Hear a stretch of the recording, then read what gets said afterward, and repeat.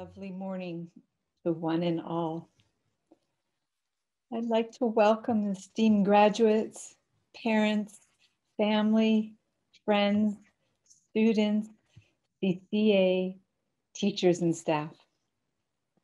My name is Dr. Deerheart, and I have the profound honor of being an associate faculty at the California College of Ayurveda and being your MC for today's honoring and celebration. Welcoming you here today is especially meaningful as we honor the huge accomplishments of these graduates and what they have achieved. We are grateful that you can gather from places all over the world. Quite remarkable. As we get started and come together as a community, I'd like to invite you to find a comfortable place, a comfortable space to be, and take a moment to close your eyes for a moment. Find your connection with your breath. Breathing in and breathing out. Breathing in and breathing out. Take a moment to become fully present in your body.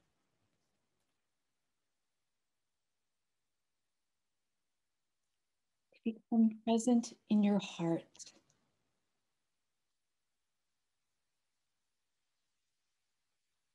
Find the divine connection with your soul. And this is where we will begin our journey together. This beautiful moment. Let go of any areas of holding, control, or tension. Allow yourself to go deeper within. And let go for our time together of any outside challenges. And allow yourself to breathe in this sacred time that we will share.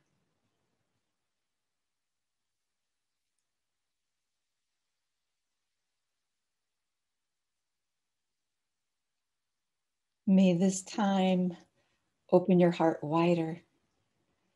May this time bring you joy and peace. May you always know that you are loved. And when you are ready, slowly allow your eyes to open and we will begin our time together. Love from my heart to yours.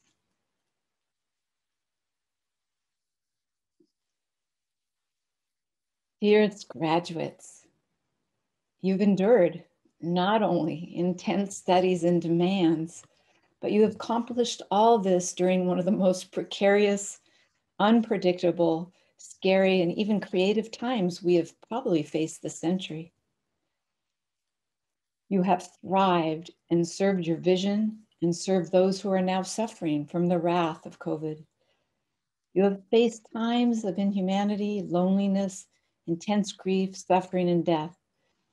COVID has brought a tsunami of intense new stressors while removing many of the resources we use to cope with stress. Yet you endured. I bow to your resilience, courage, strength, vision, and faith. I know you are a great gift to this world. Your services to humanity would transform the suffering against all odds with your knowledge, hearts, soul, and love. Graduation day is always a day to rejoice, for it marks the conclusion of an educational journey and the commencement of a quest for a better life and future. Truly, today signifies the culmination of many, many years of hard work in the relentless pursuit of knowledge, knowledge to pursue the great purpose of service through the heart. Today is not only a milestone for our graduates, it's also a milestone for each of you who have supported them on their journey. Even though we're not able to meet in person, the sacredness of each of our graduates' achievements, growth, sacrifices, dedication, and transformation has not diminished. Today, we honor this sacred rite of passage and accomplishment of these remarkable women and men. I bow to you in this moment in your life. I invite you to pause for a moment and take this all in. Celebrate the moment. Cherish this moment. Cultivate meaning that is inspired from this moment. I encourage you simply to be present and open to the moment that is unfolding before you, because ultimately your life is made up of moments.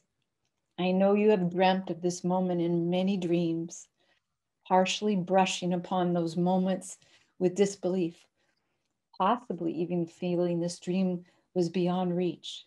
You've sacrificed much to achieve this major accomplishment. During this arduous and transcendent journey, you've had moments of doubt, I'm sure sleeplessness, inspiration, angst, joy, and the awe, the alchemy of transformation. And you have transformed your body, mind, and spirit on this journey. The phoenix rises from the ashes, and you have risen today. You will be so many things. And the one thing I say to you is, don't just be yourself, be all of yourself. Don't just live, be that other thing connected to death. Be life. Live all your life. Love it, be it, appreciate, and cherish it. Love wholly. We're counting on you to continue to make this a better place with your knowledge, passion, beautiful hearts and souls. We all believe in you. Love from my heart to yours. So excited to honor you all and share this magical morning we have planned for you. I'd like to now introduce a speaking of magical and sacred woman, Yogini Shambhavi, who will do our invocation. She is a mystic visionary, best-selling author, spiritual guide, and educator of ancient Vedic traditions. As an important and very dynamic woman, teacher of the deeper aspects of yoga coming out of India today, her teachings are rooted in the ancient traditions of Devi Tantra Ayurveda, Vedanta, Bhakti Yoga, Yotish, Vedic, which is Vedic astrology, Mantra Yoga, and Shakti Sadhana. Shambhavi is the co-director of the American Institute of Vedic Studies in Santa Fe, New Mexico. She conducts international training programs and online courses in yoga, Ayurvedic, Vedic astrology, Vedic studies with Dr. David Frawley. She offers personal consultation in Vedic astrology and Shakti Sadhana. Shambhavi is a master educator for the Chopra Center as well. She's known for her powerful Vedic chanting and yoga Shakti retreats worldwide. She's produced and written several inspirational books and CDs, including Yogini Unfolding, The Goddess Within, and Yogini Bhava Shakti Mantra CD. And without further ado, I'd like to welcome Yogini Shambhavi. Thank you for being here and honoring us.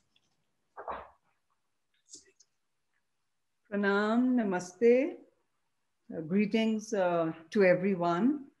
It's such an honor to share a very special moment with you all, and especially in times as these, when we are creating a powerful group of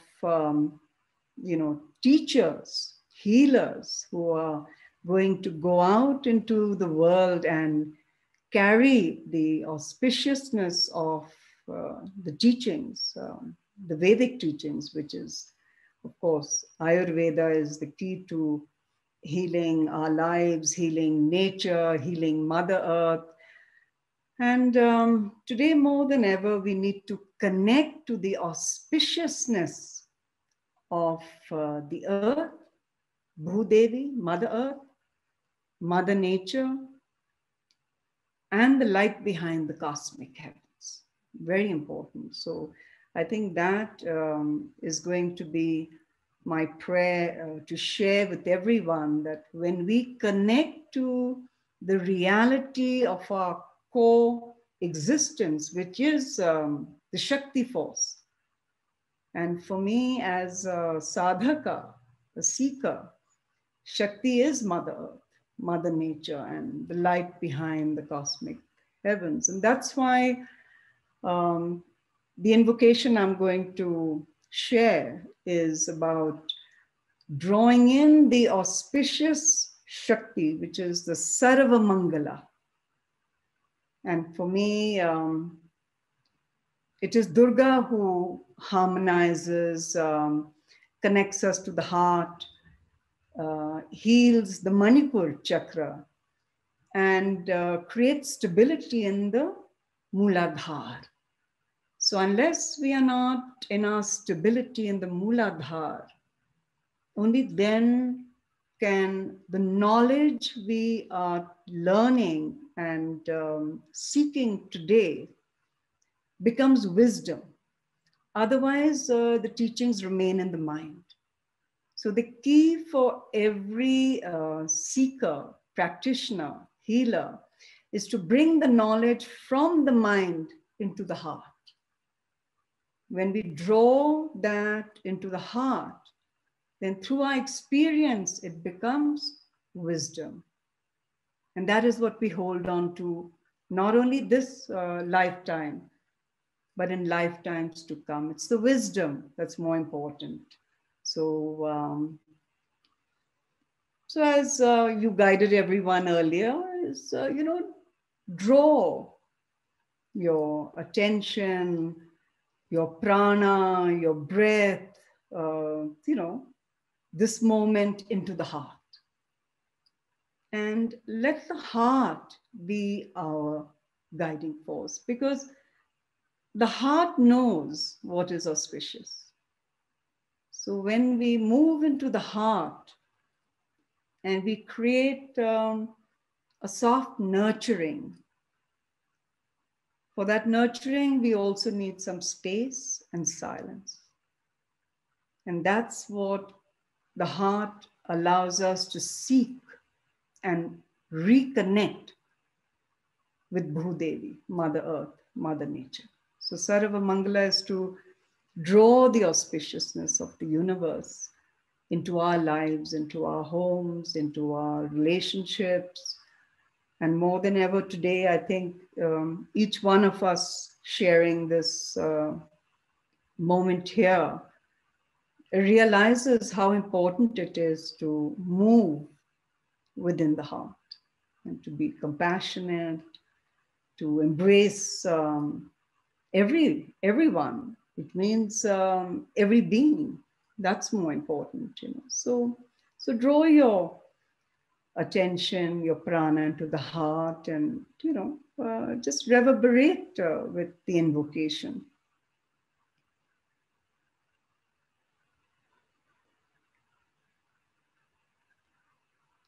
Sarvamangalam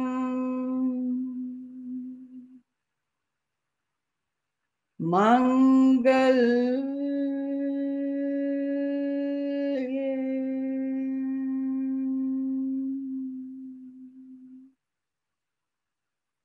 Shive Sarvartha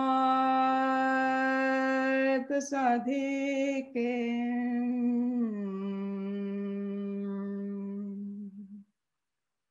Sharanaye Trayambake Gauri Narayani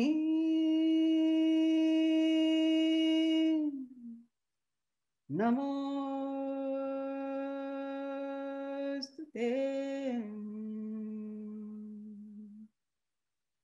Narayani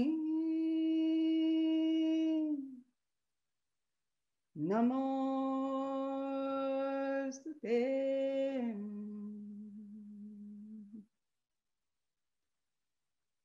Sharanagata Dinaratam Parestrana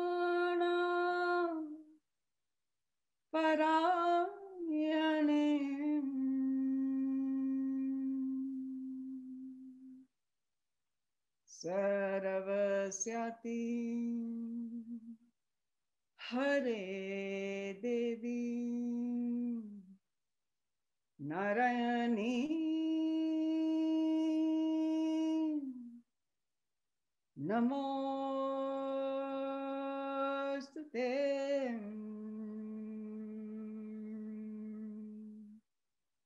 Narayani Namostute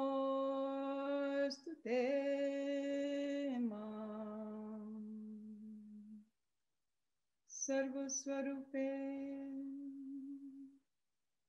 Sarveshe Sarvashakti Samvite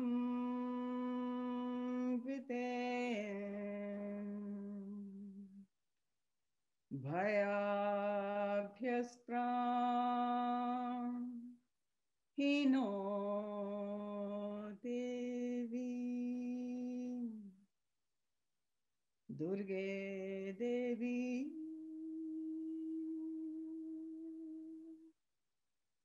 Namostute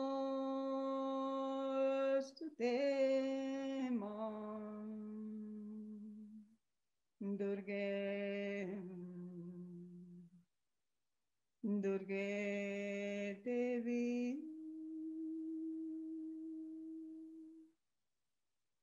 Namostute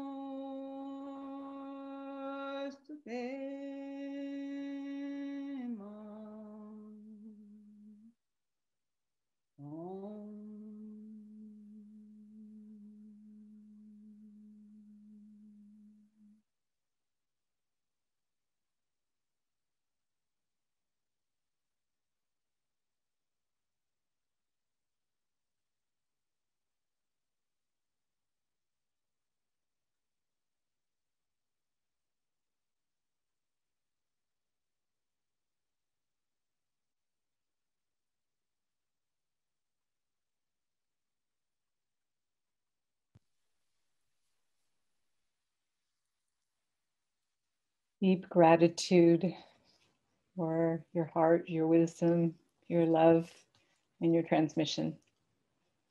I can feel it deep in my bones. Namaste. Oh. And now I'd like to introduce a very special lady as well that's going to spend some time performing for us. She's a beautiful, beautiful heart and soul. Gina Salā is a vocalist, composer, teacher, and kirtan leader with a repertoire spanning 23 languages. She was born into a musical family, and she spent her childhood years chanting away daily at Swami Shivananda at Radha's ashram. She continued her practices in the Himalayas and Buddhist monastery, and through ongoing studies, her esteemed Sanskrit and Indian classical voice teachers in India, and with other Western indigenous teachers. Her musical offerings have a unique depth and breadth. She has performed all over the world in so many different venues, with warmth, humor, and devotion to the divine presence in all. She offers international retreats in sound wellness, mantra, and chanting. She also offers online classes, workshops, and a year-long awakening voice sound school.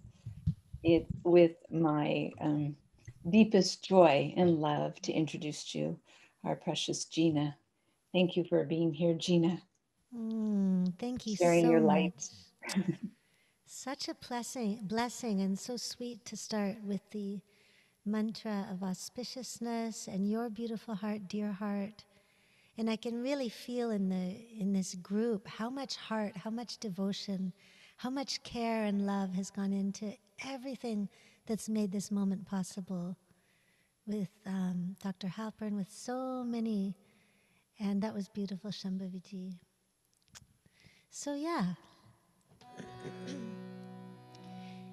every ending is a new beginning as well, isn't it? I like to start actually chanting to Ganesha. And I always think of the inner meaning as well, right? So Vakratunda, curvy trunk, but it's to me a reminder of that sweet divine within. You can allow your spine to be flexible and movable. If you know it, just sing along any way you like, or just allow your spine to relax. Allow yourself to root into through the Muladhara chakra to the earth element. As she said so beautifully, for the wisdom to root, we really have to feel our own roots. Allow your roots to drop down ever more deeply into the bhumi, into our Mother Earth. Shri Vakratunda Mahakaya.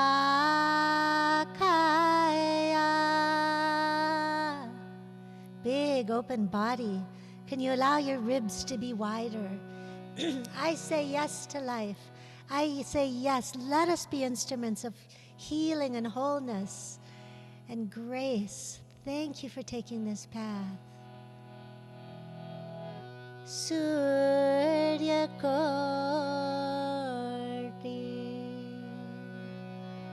Oh, sweet divine, brilliant as a million suns, and that light in you and me. Samaprabha.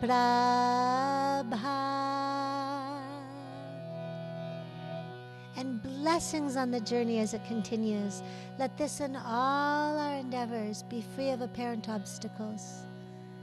What I love is that really requires for me to remember who is the doer. Everything we do, may we remember who is the doer actually, beyond the small identity. Nirvighanam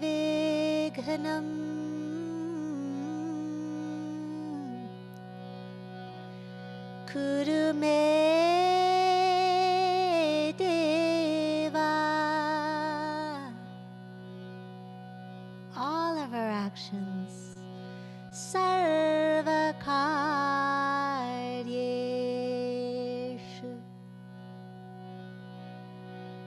sarvada.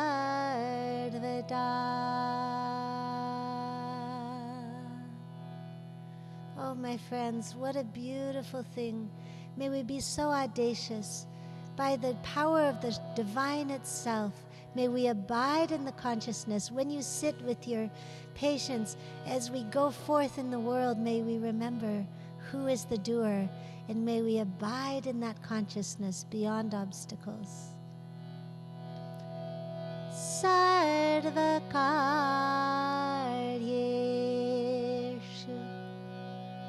sarvada.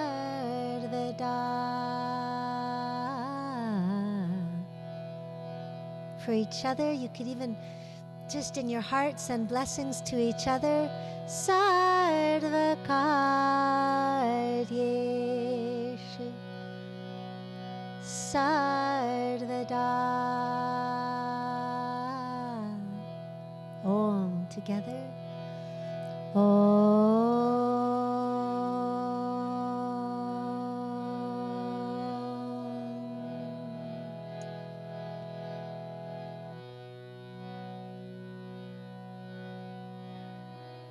Every breath connecting us to the ground. The way Ganesha, the image of the divine as Ganesha, is so rooted, associated with Muladhara chakra. And how appropriate, my friends, at this moment of graduation. Let's reflect on all the teachers who've guided us through this lifetime, through all lifetimes, but especially through this most recent learning. Maybe where you sit, because to open the heart, it helps me to be specific. You could just whisper or say with your lips the names of some teachers who've really helped you grow. Dr. Halpern, Deerheart, Papaji Hamati.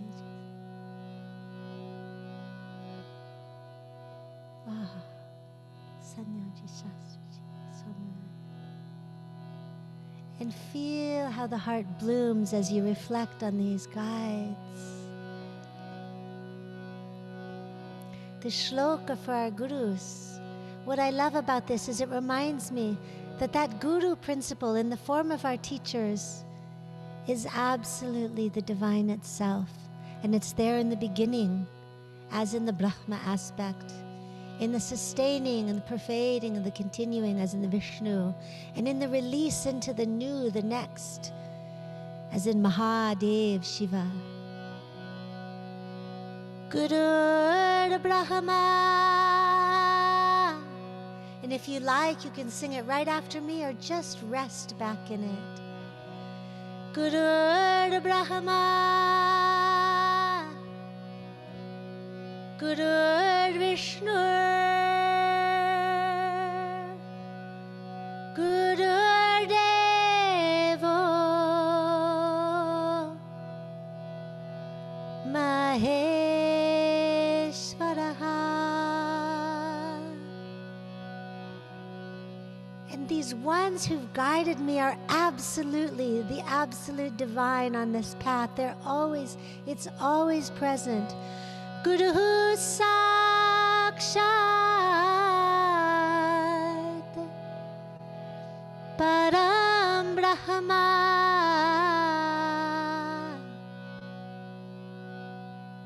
Tasmai Shri Gurave Namaha. I bow again and again with so much love and gratitude. Tasmai Shri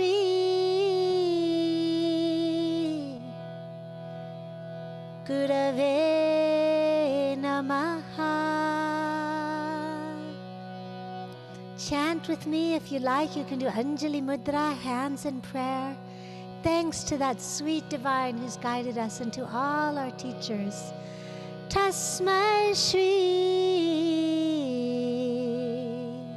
Gurave Namaha. Gurave Namaha. Two more, my friends. Tasmai Shri Gurave Namaha. And even to that guru principle that will act through and acts through each of us. Tasmai Shri Gurave Namaha.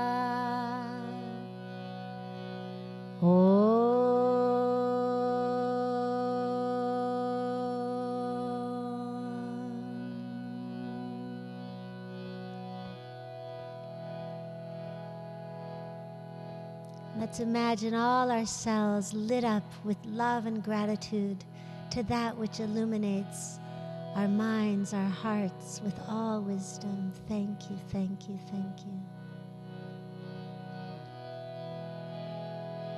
Tasmai Shri Gurave Namaha. I bow again and again.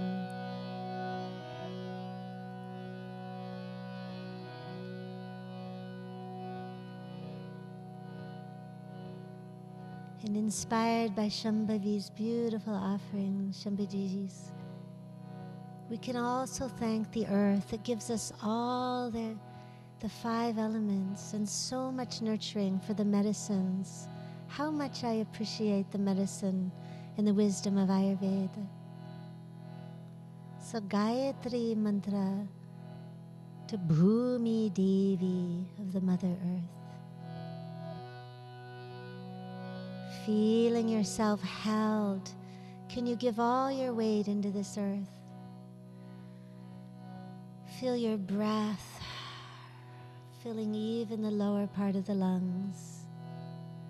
This five-element body, the earth, the water, the fire, the air, and the akash, the spaciousness. May we be blessed and open, and may we love her more and more. Om Vasundharaya Vidmahe Bhutadatraya Dhimahi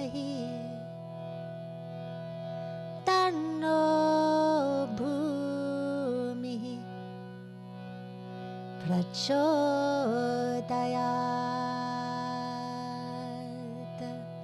Saying, may we receive and open to the blessings and the illumination of this great Mother Earth, the Shakti, the Devi of the earth. Tanno Bhumi Prachodayat.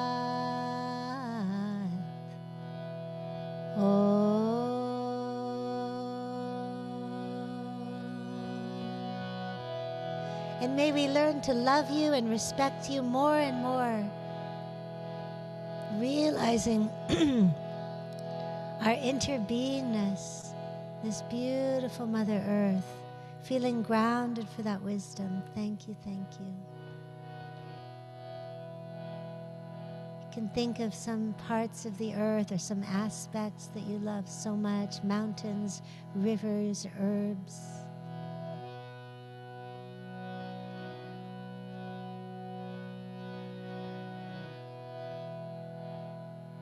Yes. Ma.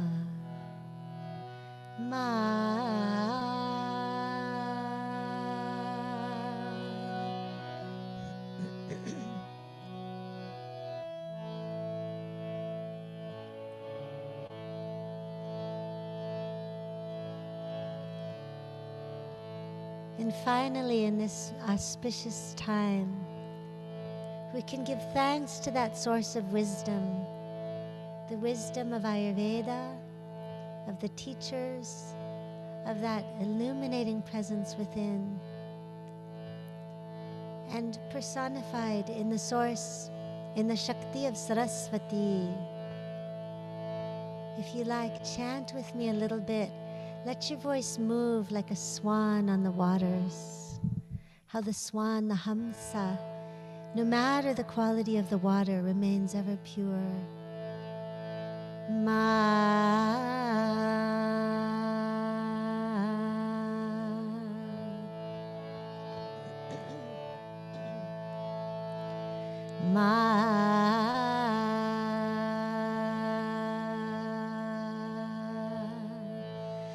Feeling you are so supported, you are just supported in your path, gliding like a swan on the waters. Saraswati's vehicle is swan.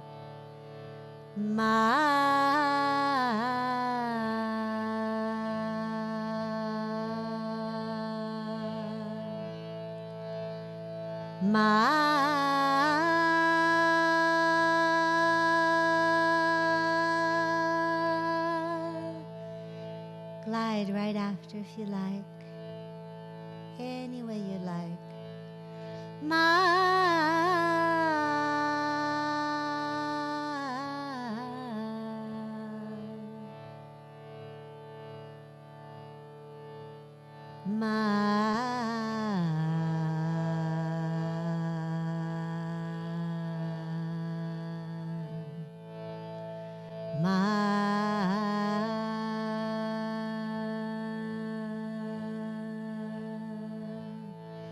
She's also the goddess of speech, of music, of arts, as creativity, trusting that this Shakti is speaking through you, the wisdom is guiding you as you go forth. And here we are like a flock of beings, a flock of souls. Saraswati namastubhyam Varare kamarupini Vidyarambham kareshyami Asiddhir bhavatu me sada.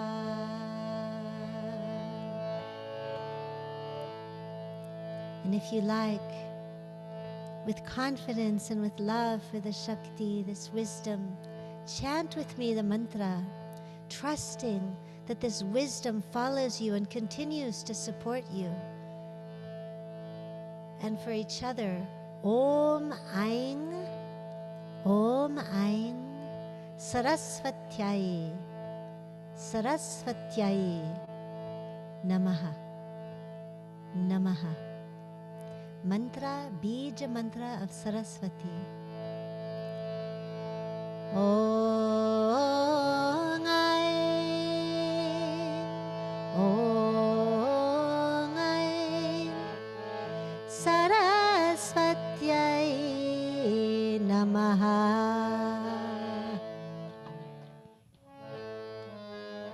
Om Aim. Saraswatyai Namaha.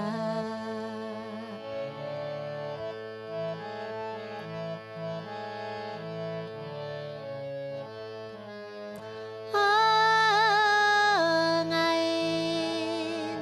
Saraswatyai Namaha. Saraswatyai Namaha. Om Aim. Saraswatyai Namaha. And for each other, all beings. Om Aim. Saraswatyai Namaha.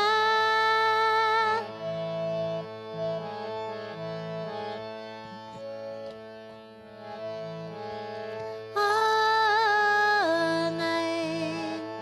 Saraswatyai Namaha. Saraswatyai Namaha. Ma.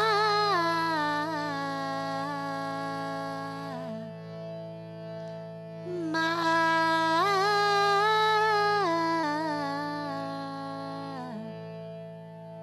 Jaya. Jaya. Ma.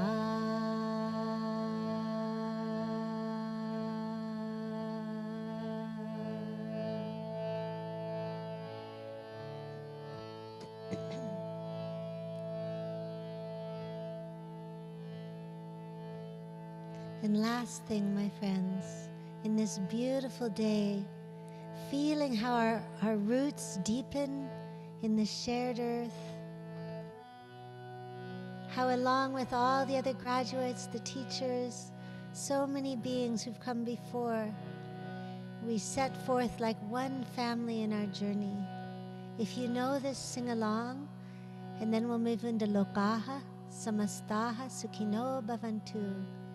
May all beings in all realms have the truest happiness. And this, recognizing the divine, you are my mother and my father. You're my friend, my relations, all wisdom, all necessities. Oh, all in all, God of gods. Tvameva Mata Chapita Tvameva Tvameva Bandhush Chasaka Tvameva Tvameva Vidya Dravinam Tvameva Tvameva Sarvam Mama Deva Deva. And if you like, you can just put your hands out like this if it feels right to you, whether you're on camera or not, sending blessings, knowing the people have chanted for us for thousands of years. The people who've gone together before us in the field of Ayurveda, before you in all your path, maybe in other lifetimes. May there be happiness and that sukh which has no opposite. Loka samasta sukhino bhavantu. Loka samasta Sukhino bhavantu. For everyone here and beyond, everyone you touch in your practice, Loka samasta sukhino bhavantu. And for yourself, for all beings and each other, Loka samasta sukhino bhavantu. Sukhino bhavantu. Happiness unto all. Sukhino bhavantu. Swasti. Swasti bhavantu.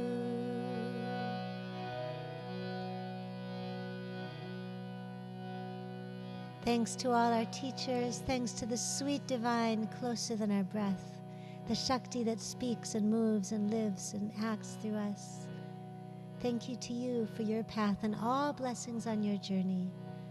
If you like, you can put your hand on the heart and feel the sound of your own voice singing Om Shanti. Peace to all. Om Shanti.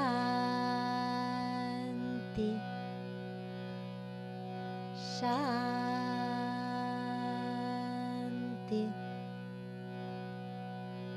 Shanti.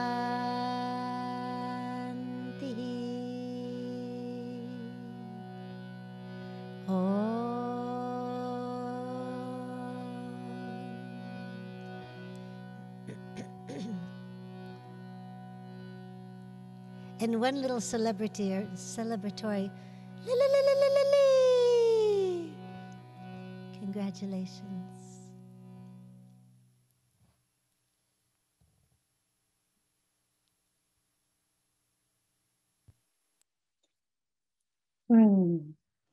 I know I will be feeling the beautiful vibration all day long. Your love, your light, your beauty. Thank you so much, Gina. Namaste. Oh, what a beautiful place to spring from. And now I have the greatest of honor to introduce to you all, whom you all know, Dr. Marc Halperin. He founded the school, this home that we are all within at this moment, in 1995 from his home 26 years ago. Dr. Marc Halperin became one of the pioneers of Ayurveda in the West. One of the few Westerners ever recognized in both the United States and India as an authority on yoga and Ayurveda, awarded an All India Award for Best Ayurvedic Physician. A pillar in the development of the profession in the United States, he's co-founded the National Ayurvedic Medical Association, the California Association of Ayurvedic Medicine, and the National Council of Ayurveda Education. And that wasn't enough. He's just founded two new organizations, the National Association of Ayurvedic Schools and Colleges and the National Ayurveda Practitioner Association. He is the author of the textbooks that we use here at the college, along with his popular book, Healing Your Life, Lessons on the Path of Ayurveda. It is with great honor and love that I introduce to you my partner in life and all of our beloved Dr. Marc Halpern.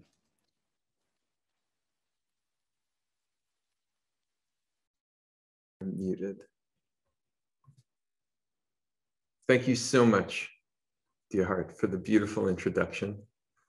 I'm truly moved to be able to share my heart and to share this experience of graduation with you as we together bring this to life and bring this to all of our graduates. So thank you so much for the beautiful work that you've been doing in the many facets of your life. And thank you so much for the beautiful Shakti, the energy that you have brought to this graduation today. I thank you very, very much. Namaste.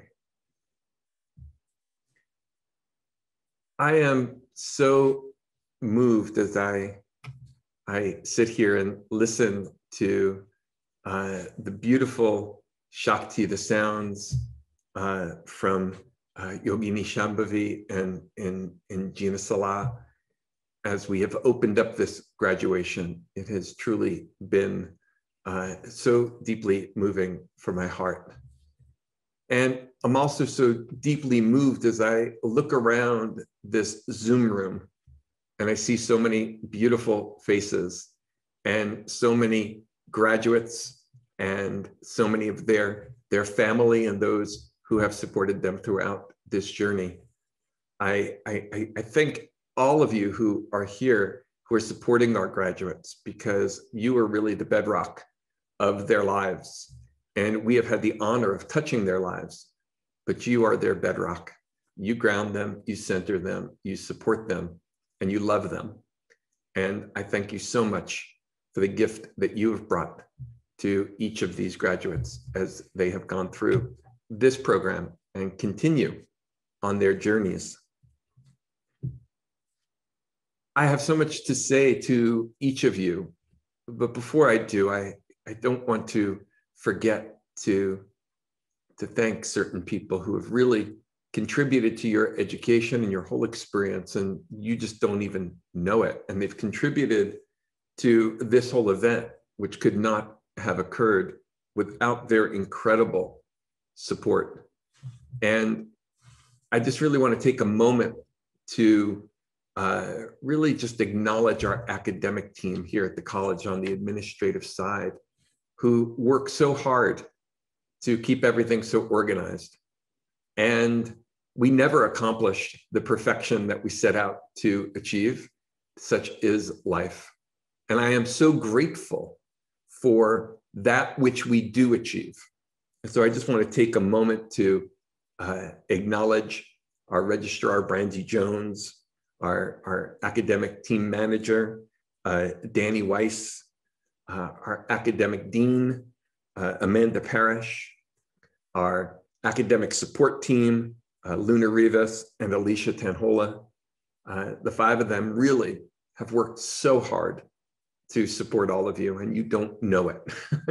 And so I just really want to acknowledge all of them. I also want to acknowledge our tech team today that has worked so hard to put all of this together. And Michael Logue, Kimmy Cadis, and Jade Hoff, they're our tech team working always behind the scenes. But there's one person who has stood out doing so much, not so much with technology, but really is the graduation coordinator of this event today, Emily Gravenstein, who I would just really like to acknowledge for the incredible organization and hard work that she's put in to make all of this possible for all of you. There are so many others here at the college that I couldn't possibly mention all of their names. There's more than 40 people now who are supporting your education every single day. And as I look around the Zoom room, I see Diane, who is here, always a smiling face at our front desk. And, you know, just there's just so many people. There's our faculty that are teaching all of you, and Dr. Marisa Jackson Kinman, who is here today, and Dr. Ranjana Chawla, who will be speaking today too, and so many other faculty members, Dr. Gutierrez, and that are here today. It takes so many people to support you through this education. It just wouldn't be possible without all of them. Some are simultaneously supporting you and going to school themselves, like Dr. Brenda Krulikowski, who is here graduating today, but also a faculty member of our school. And so there's just so much that goes into your education. And I hope that you really feel that. I see Dr. Lakshmana Das, who is here as well, who just pours his heart and soul into everything that he does here at the college. Just so many people that have participated in the education of our students, and I'd be remiss if I didn't acknowledge all of them. And I know that I haven't called you all out by name, but I want you to know how much I appreciate all of you and how much our students have benefited from your service. To the graduates, I want to just take a moment, just a moment, to truly acknowledge you. Oh, I'll call your name later and you'll feel that I graduated. But I just want to take a moment to acknowledge you. For you to feel that, to acknowledge yourself and what you have accomplished. It's not easy to go to school. You have walked through an Agni. An Agni is a fire. And that fire has transformed you from who you were at the beginning of your education to who you are today. And who you are today is very different than who you were at the start of your education. You know, we are like a pot of clay. And a pot of clay can, you know, you can make a bowl out of it. And the bowl can hold water, but if that clay hasn't been baked, the water gets in there and soon the clay just falls apart. But the Agni is needed in order to transform that clay into a vessel that is sustainable, a vessel that can hold that water. You too have walked through an Agni that has transformed you into a vessel that can hold the knowledge of Ayurveda, so that you're able to then bring that out to your community and allow them to take a sip of that knowledge from that vessel that you hold. That vessel exists inside of your heart. That vessel is your entire body. That vessel is your mind. But it has been baked by the Agni that you have walked through. And that Agni is a struggle. And I know that you have all struggled at some point in your education. I know this. If you had not struggled, you would not have been transformed. Because there is no transformation without some struggle. If becoming an Ayurvedic practitioner were easy, everybody would do it. But you have gone into the depths of who you are to find your true self. And then brought forth your true self into the work that you've done with your patients. In Ayurveda, we understand that all disease is caused by forgetting our true self, forgetting our true nature as spirit. And you have touched on that. You have touched your true self. I know that that is an ongoing journey to know your true self, to be your true self, to live your true self, to know that 24/7. That is the journey of our lives. And yet you have touched that. And now you have the memory of your true self. And that is what is going to empower you as you go out into the world. And you bring the love and the light of Ayurveda to your community. That is the beautiful work that we do. That is our dharma. Our dharma is the service that we provide to the world. Our dharma is that love and that light that flows from above down and the inside out through our hearts. That is the dharma. The dharma is that which moves us. That which moves us. It is the divine moving and working through us so that we are a vessel, a vehicle. And all of the goodness that occurs through the knowledge of Ayurveda is not from us, it is from that divine Shakti. And when we live in alignment with that, we are living our dharma. We could say that we are living our purpose. And that's the most that we can do, is strive to stay in alignment. That's the journey of our lives. For each and every one of you, even if you're not an Ayurvedic practitioner or an Ayurvedic student, it is to try and find that meaning in your life, that purpose in your life.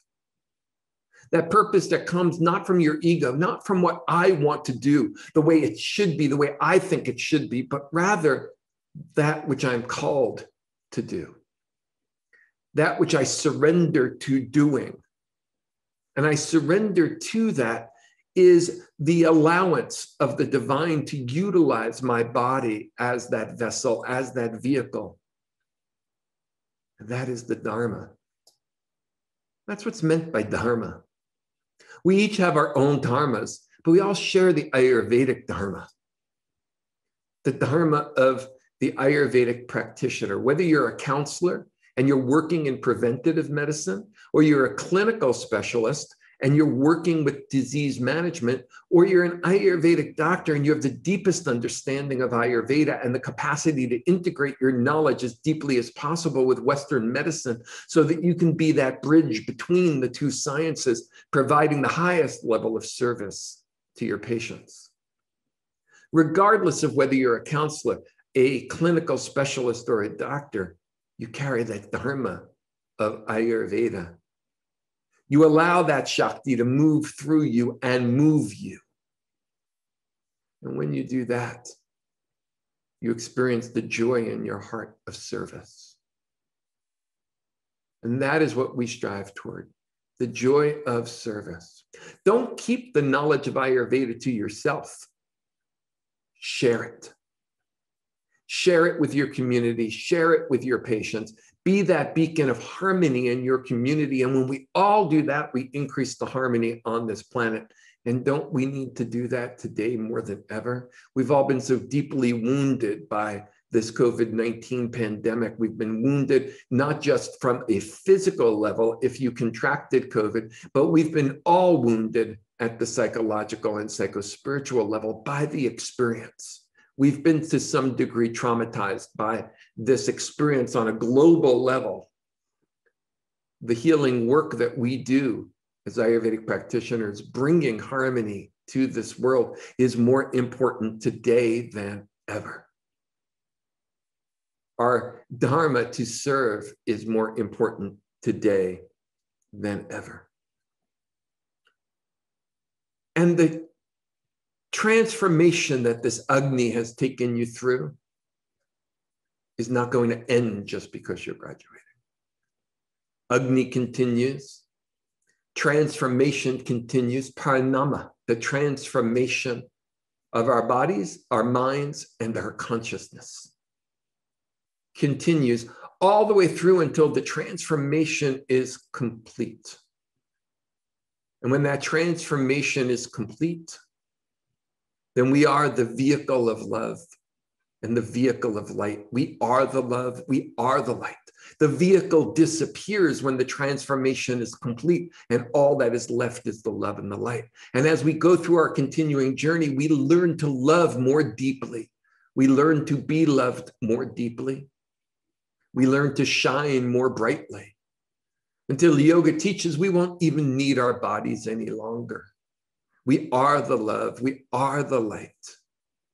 We are just remembering that. And it is the transformational process that we are going through as we regain the memory of who we are. So I ask all of you, as you go through this continual transformation that we call life, to hold in your hearts the love, to be that love. Bring that love out to your community. Bring the light, the awareness to your community. Embrace the transformation that will continue. Because the Agni of Ayurveda is going to continue to burn within you. It has continued to burn within me now for nearly 30 years. And it continues to transform me. And some of that transformation has been painful at times. I've had to take a look at myself. It is a purification. Purification is the releasing of the ama, of the toxins that are within us, but there are toxins physically, there are toxins emotionally, psychologically, that are being purified. And when all those toxins are gone, what is left is love. What is left is light of awareness. Embrace the transformation, embrace the Agni. Let that fire continue to burn within you and burn away that which separates you from love and that which separates you from light. And you will shine more and more brightly until that Agni completely consumes you, and all that is left is the love and is the light. In a little while, I will be talking some more about your graduation. I'll be calling your names. But right now, what I'd like to do is introduce you to a speaker who is my teacher. I'd like to introduce you to a person who has touched the lives of so many of the teachers of Ayurveda in this country and around the world. I want to introduce you to a man that I can honestly say that if he didn't do what he did, I wouldn't be doing what I do, and you wouldn't be about to do what you're going to do. If he hadn't done the work and the service, provided the service that he provided to this body of knowledge of Ayurveda, well, I don't really know where we'd all be today. We'd be doing something. But he was the bridge between the ancient rishis and those of us today who are teaching. There wouldn't really even be a profession of Ayurveda today without Dr. David Frawley, without Vamadeva Shastra. I'm going to read his bio to you in just a moment, and I'm going to share some of the details of who he is. But I really want you to understand that it's really the depth of his knowledge that we drink from. I'm always in awe when I spend time with Vamadeva, David Frawley, because I've studied for 30 years, and I sit with him and I talk to him, and I'm once again in kindergarten as a student, because that's the depth of the knowledge that he carries. These are not just my feelings, my devotion to him as a teacher.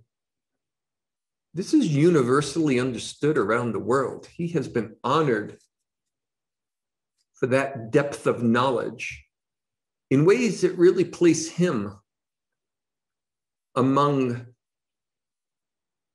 the most important Vedic teachers of the last century. He stands alongside of them. And that he is here with us today is really quite remarkable. I am in such deep gratitude that someone of his stature is here with us today. The work that he and Shambhavi Chopra, his wife, do in this world, as they travel around the world, as they write their books, as they mine the knowledge, the work that they do is igniting the fires, the Agni, the sacred fires that burn around the world, and are transforming the hearts of tens of thousands of people. if not hundreds of thousands of people, if not millions of people. Dr. David Frawley, Pandit Vamadeva Shastri, is a Vedic teacher. That's the title, Ayurvedacharya, a teacher of the Vedas. The Vedas are the oldest known writings of the world. To be a Ayurvedacharya is more than knowing Ayurveda. It is knowing Jyotish. It is knowing yoga. It's knowing Vedanta and Samkhya,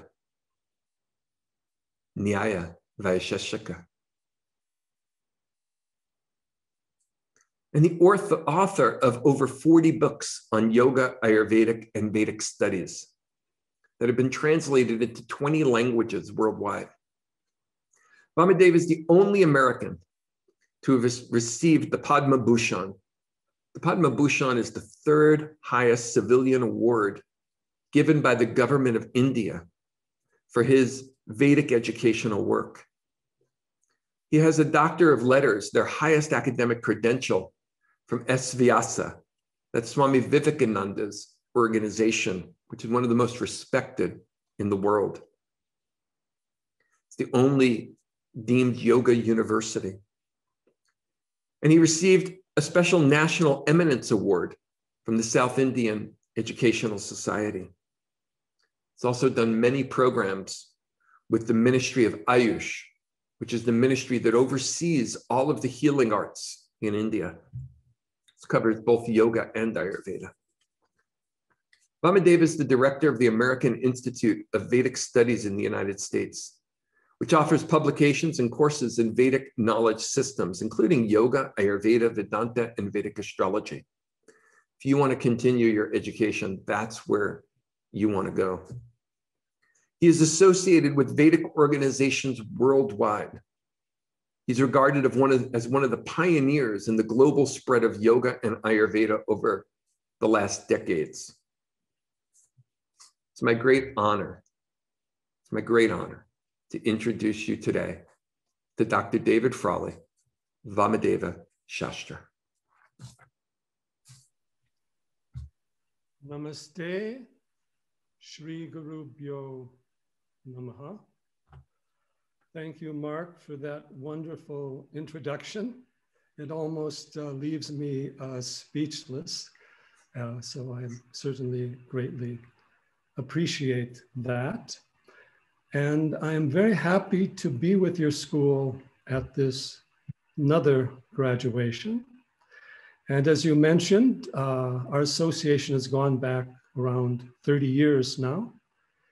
And I did encourage you in terms of starting your school, which is of course not something you got a lot of encouragement for, because starting an Ayurvedic school was not easy and hardly existed then. It was only done by a few. And your school has done a number of notable things. First of all, yours was the first school in America, this is true, to promote the study of clinical Ayurveda. The other programs up to then were doing Ayurveda more for self-healing and self-study and didn't want to directly embrace creating practitioners. So you started that. And after that, all the other schools followed because they needed to keep in line and keep up with the teachings going on. I think that was also in the late 90s, I believe. Then I believe yours is the first school that was able to get a doctor's program approved at a state level in Ayurveda.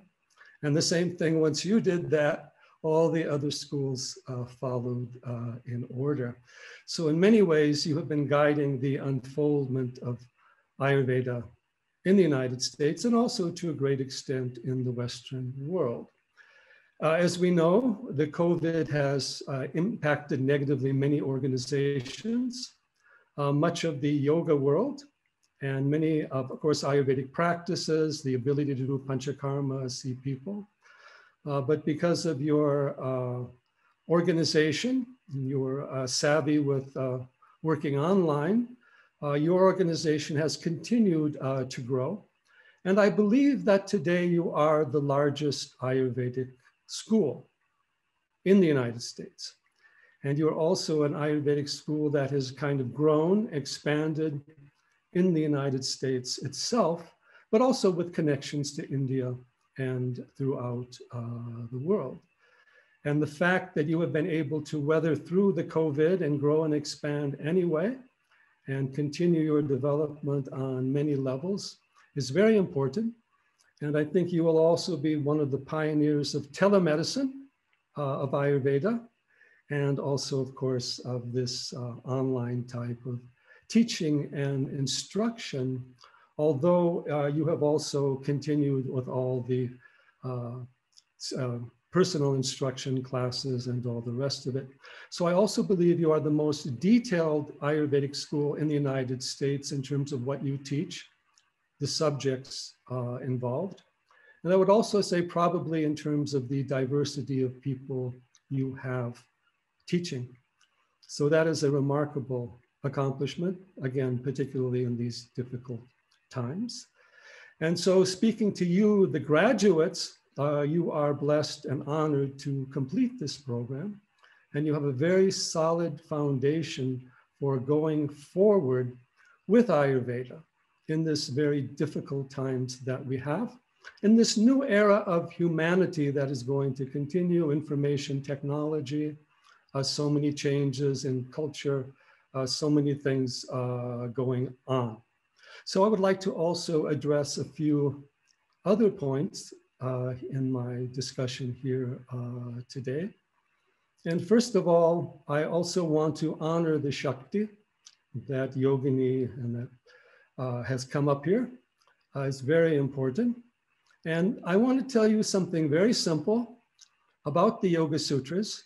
You will not find any single academician who has ever said it, but it's the most obvious thing in the world. Shakti is the last word in the Yoga Sutras. The last sutra of the Yoga Sutras is Swarupa Pratishta Chitti Shakti.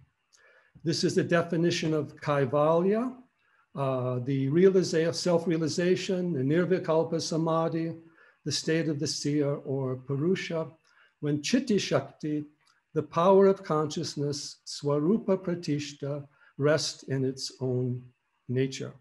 So that power is also at work here. And I also am very happy and appreciate how much Dr. Halpern is able to address the other deeper aspects of yoga and related Vedic traditions. Now, I also would like to let you know of my main teacher in Ayurveda, who is a doctor named Dr. B.L. Vashta, who was in Pune. He was a graduate from the first Ayurveda program in Maharashtra in 1941, 80 years ago. At that time, India was not yet independent, and the British had just started the schools, allowed Ayurveda to start schools from 1937. He ended up writing a lot of the early textbooks for Ayurveda, and also being an important journalist and formulator of herbal medicines. He worked with Dutta Peshwar and many other organizations.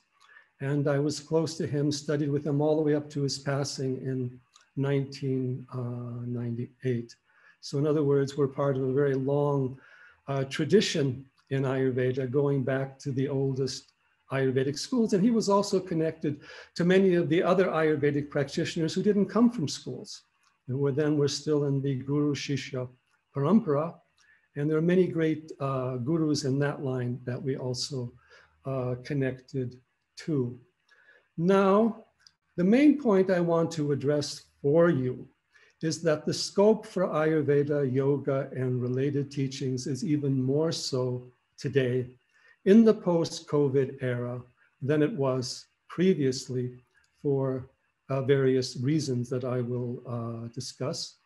I've also been in touch with the Ministry of Health in India, as well as the Ayush, and it's important to appreciate it. Can you imagine having to deal with the healthcare considerations of 1/6 of humanity, 1.4 billion people? That is the reality they've had to face. And the basic formula they have is very simple. they address the vaccines as necessary for this acute phase of the COVID pandemic. India has produced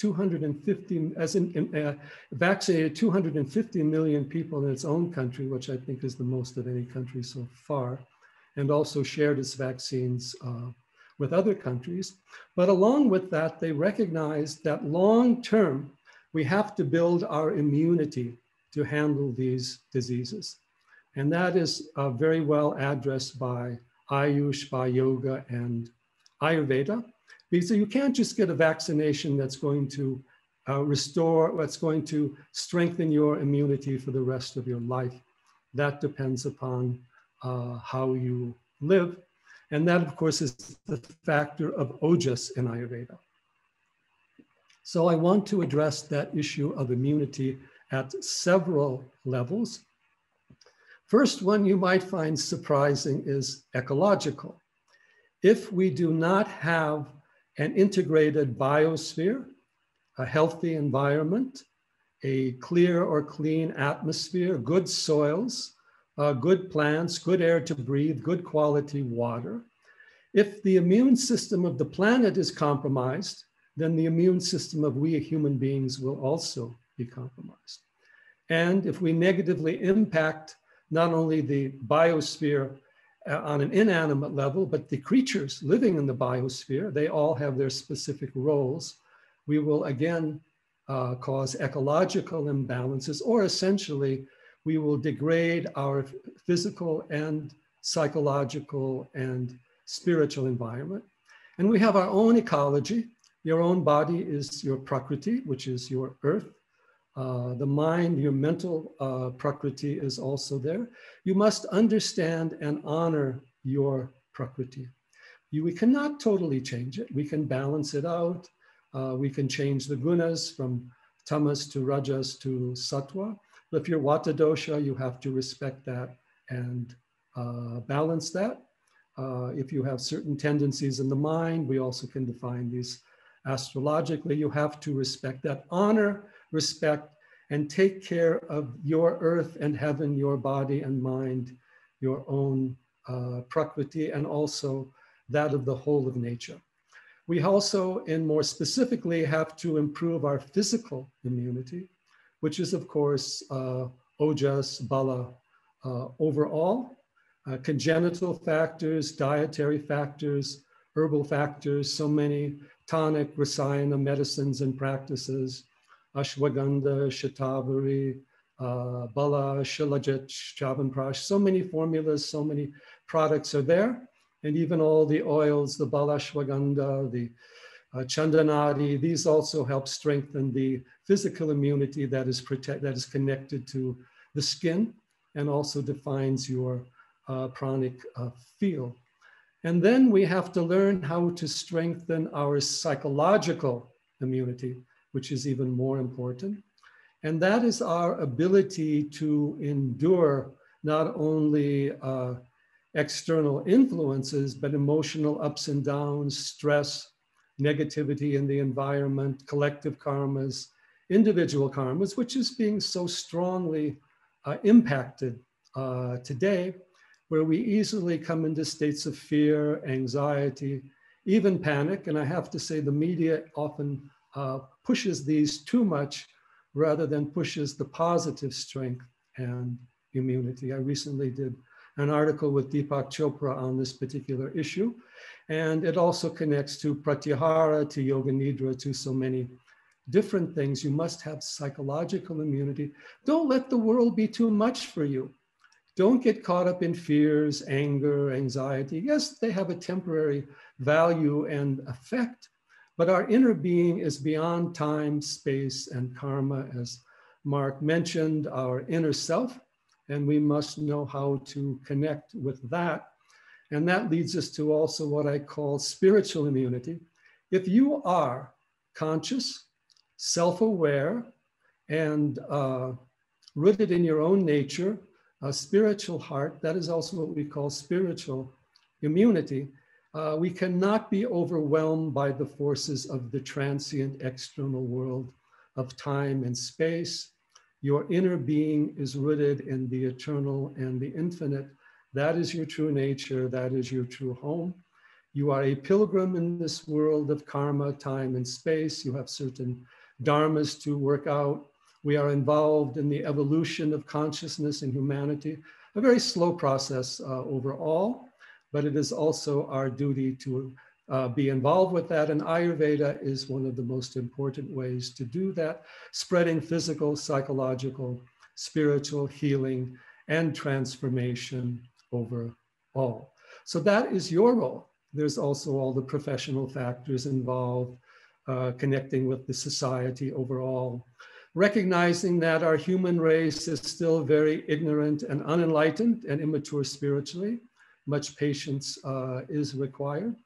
But through this Ayurvedic knowledge, you have tremendous resources on every aspect of life, whether it's adjusting the patterns of sleep, diet, all the herbs, oils, massages, all the therapies, up to all the rasayanas, and all the behavioral lifestyle changes which impact the psychology, connecting to all the limbs of yoga, the deeper meditation, samadhi, even the karmic factors of the Vedic astrology, all of that.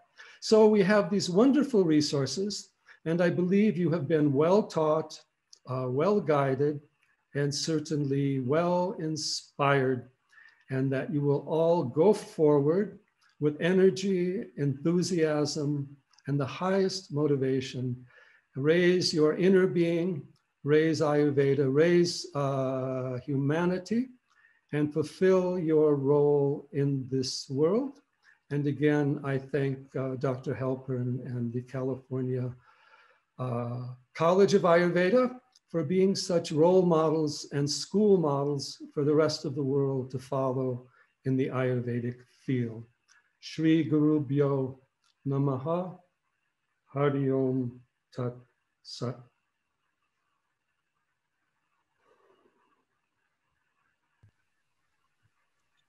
Thank you, Dr. Frawley. We appreciate your heart, your wisdom, and your guide. You are a pillar in this world on so many levels. And we thank you for sharing it with us. Wishing you both just such love and light and peace and health.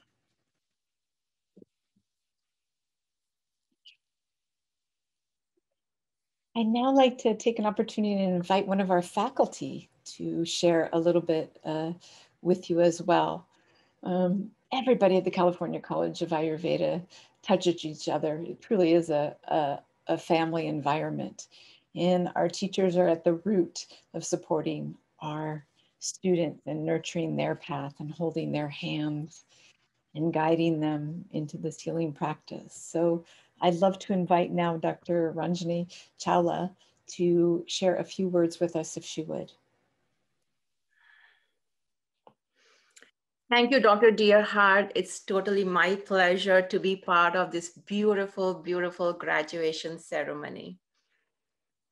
Karmane vadika raste, ma phaleshu kadachana, ma karma phale he turbhu, ma te sangvasta karmani. I love this shloka from Bhagavad Gita. It means that we should focus on our work and karma without anticipating the result or outcome. This is my motivation. And I recite this shloka every day to remind me of my dharma. I hope it helps you with your dharma as well. Graduates, this is a monumental moment in your life, and you're about to embark on a tremendous journey.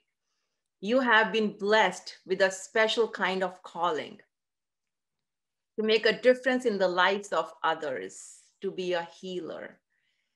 You have been called to a larger purpose. And like Dr. Halpern said, that each and every one of us is born with this dharma, higher purpose, or the sacred duty that we must fulfill during this lifetime. When I started my journey in Ayurveda, after working in the corporate world for many years, I had no idea how I was going to turn what I learned into a lifelong profession. With hard work and dedication to my inner calling, I figured it out. Now I live out my passion and my purpose every single day as an Ayurvedic doctor. I have experienced incredible happiness and fulfillment in life because I chose to follow my purpose and never give up my dream of serving others. Today, I wish the same incredible happiness and fulfillment for you. There might be times when you will struggle and stumble, but your hard work and faith in your own self and dedication to your dharma will always turn you around. Instead of attaching yourself to failure or successes, you will find true success and happiness if you have only one goal, and that is this. Just enjoy the process of doing what you love to do. Every day, you will improve lives. You will restore lives. You will save lives. I am convinced that the only thing that kept me going was that I loved what I did. Yes, you will transform lives and heal the world. And I have seen it time and time again. I have seen it with my own patients. I have seen it as supervisor and faculty member of Ayurvedic doctor interns. And I have seen it with my intern patients. I am super proud of the Ayurvedic doctors graduating today. It took dedication, work, and persistence, and you did it. A heartfelt congratulations on becoming an Ayurvedic doctor. So my dear graduates, pursue your calling, your higher purpose with passion and with commitment and with kindness. We at faculty are here to support you as you grow and embrace you on this journey. Share with us your joys, your experiences, your success stories. We hold you very dear to our hearts. Go be great with your love and healing. Namaste. Namaste. Thank you, Dr. Chalā. I so appreciate your love, your heart, and your dedication in just beaming through you right now. Thank you so much. I'd like to re-invite Dr. Halpern to come forward as he has some special awards to bestow today.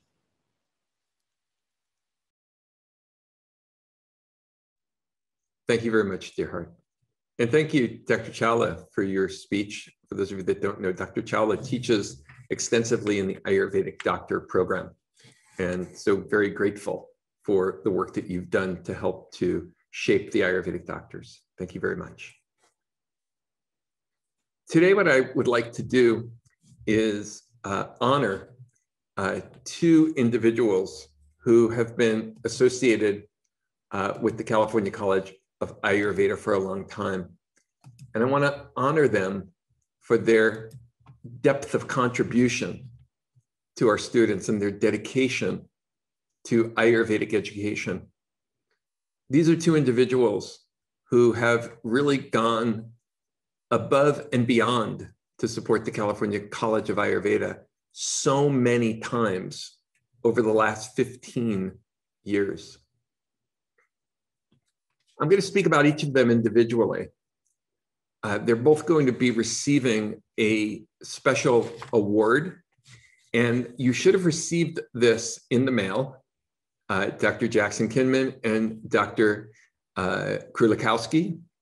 And this special award is a certificate that you're going to be receiving and the special title of Ayurvedacharya. And this is the most respected title that you can receive in the field of Ayurveda. And so this is really a title, an acknowledgement, an award that recognizes the depth of your commitment to Ayurvedic education.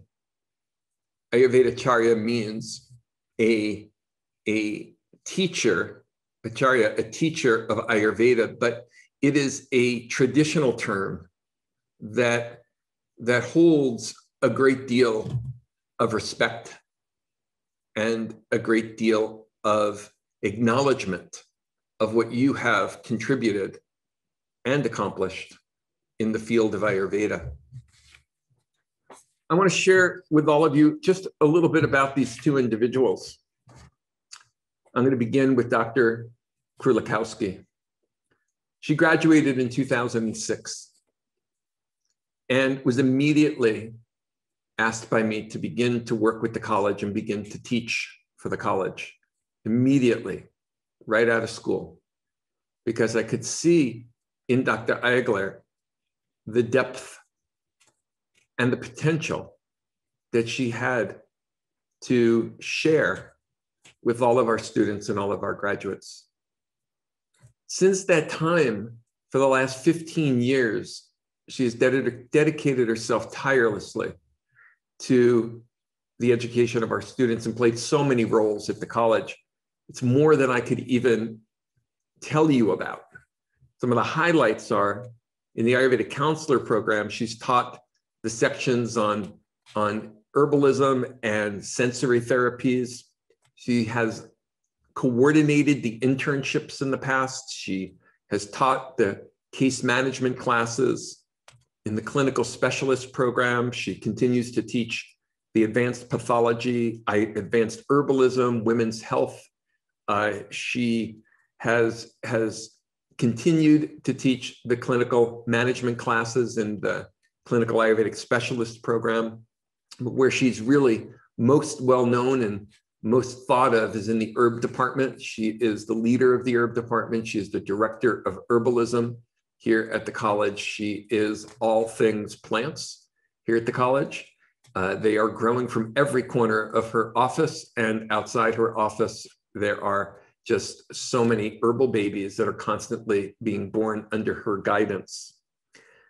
She leads the Herbal Apprenticeship program at the college, which is a program where students learn to take the medicines from seed all the way through to cultivation and then into medication. She has led trips to India and participated with Organic India in bringing our students to India to see the herbs in the fields in India in that collaborative journey with Organic India. She has taught so many workshops and seminars at the school. She even started volunteering at this college before she graduated. That should give you an idea about the depth. I think she's been here before 2006, really participating and helping us. She became the director of herbalism in 2007. And really, I just can't say enough about Dr. Krulikowski. Just to share one more piece of knowledge, one more piece of information with her. And that is that in addition to all of her accomplishments, all of her dedication to you as students, what really makes Dr. Krulikowski stand out is her heart. She has been such a part of the heart of this college. And she has, I mean, when we purchased this campus, she was my partner in helping us figure out how we were going to paint the walls and how we were going to make it beautiful and how we were going to bring this campus to life. And she is, her Shakti is in every corner of this college and in every part of this college. And it takes a tremendous number of people with a deep commitment. We've had a tremendous number of people helping out our school over the years. We haven't had many with the depth of commitment to the college that Dr. Krulikowski has. And so I would like to, before I acknowledge Dr. Jackson Kinman, I would just like to ask Dr. Eigler if she would, if she is available, to say a word or two in acknowledgement of receipt of this certificate, which says, in honor and recognition of your deep commitment to Ayurvedic education, your professionalism, and your service, you are hereby awarded the title of Ayurvedacharya.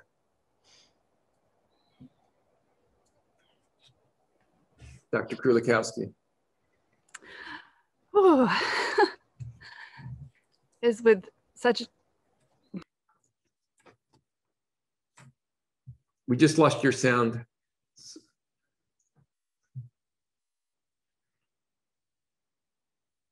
That was one. There we go. Okay, that's good. It gave me a moment to breathe.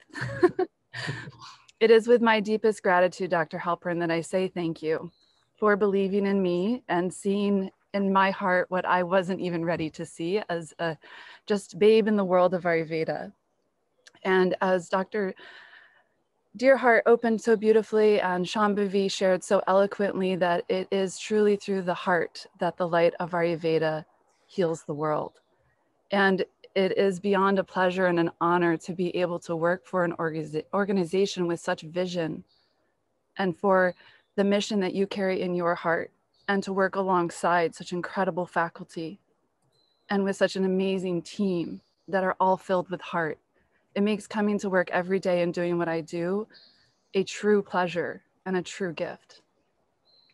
And unknown me, I did not know that this was happening, but I actually prepared something as a token of gratitude, which will be shared later. So I will close with that for now. And again, thank you so much. I am humbled and honored. Namaste. Namaste, Dr. Krulikowski. And thank you so much once again for your dedication and your service to the college and to all of our students. Thank you. I also want to take a moment to acknowledge another one of our faculty that have been contributing to the college for the last 15 years. It's amazing that they both really started in their journey as part of our faculty right at about the same time. Dr. Marisa Jackson Kinman. And Dr. Jackson Kinman has been really a part of this college in ways that are tangible and intangible. She has been here at the college, and she has been in Southern California developing Ayurvedic education in Southern California. You see, the California College of Ayurveda used to have campuses in multiple locations. And one of those was in Southern California, in Seal Beach and in Cerritos. We moved from Seal Beach to Cerritos. And Dr. Jackson Kinman, as a student, stood out as an individual with leadership abilities and teaching abilities. And immediately when she graduated, it became the obvious choice to ask her to teach in Southern California and to help to cultivate Ayurveda in Southern California and to organize Ayurvedic education in Southern California. So she played that role really from about 2006 to around 2013 before she relocated up here to Northern California and became part of the everyday running of the California College of Ayurveda here on our campus. In Southern California, she taught the entire Ayurvedic health counselor program pretty much single-handedly by herself, teaching all of the courses. And not very many teachers have had the experience and the breadth of teaching that extent of curriculum. And that requires a real depth of personal insight into that knowledge and an incredible caring for the students that are going through that program. And one of the things about Marisa is that she cares deeply, And that's, I think, one of the things that really stands out about her and why she has been so dedicated and why she is being honored for that dedication today. It's really because of her heart. When we care from the heart. And Dr. Jackson Kinman has a very, very large heart. And it's filled with love and it's filled with caring for our students. And she has poured that into each and every student in each and every class that she has taught. Even in Southern California, she didn't only teach the academic part, she also led the internship program in Southern California. She's taught everything from pulse diagnosis to diagnostics.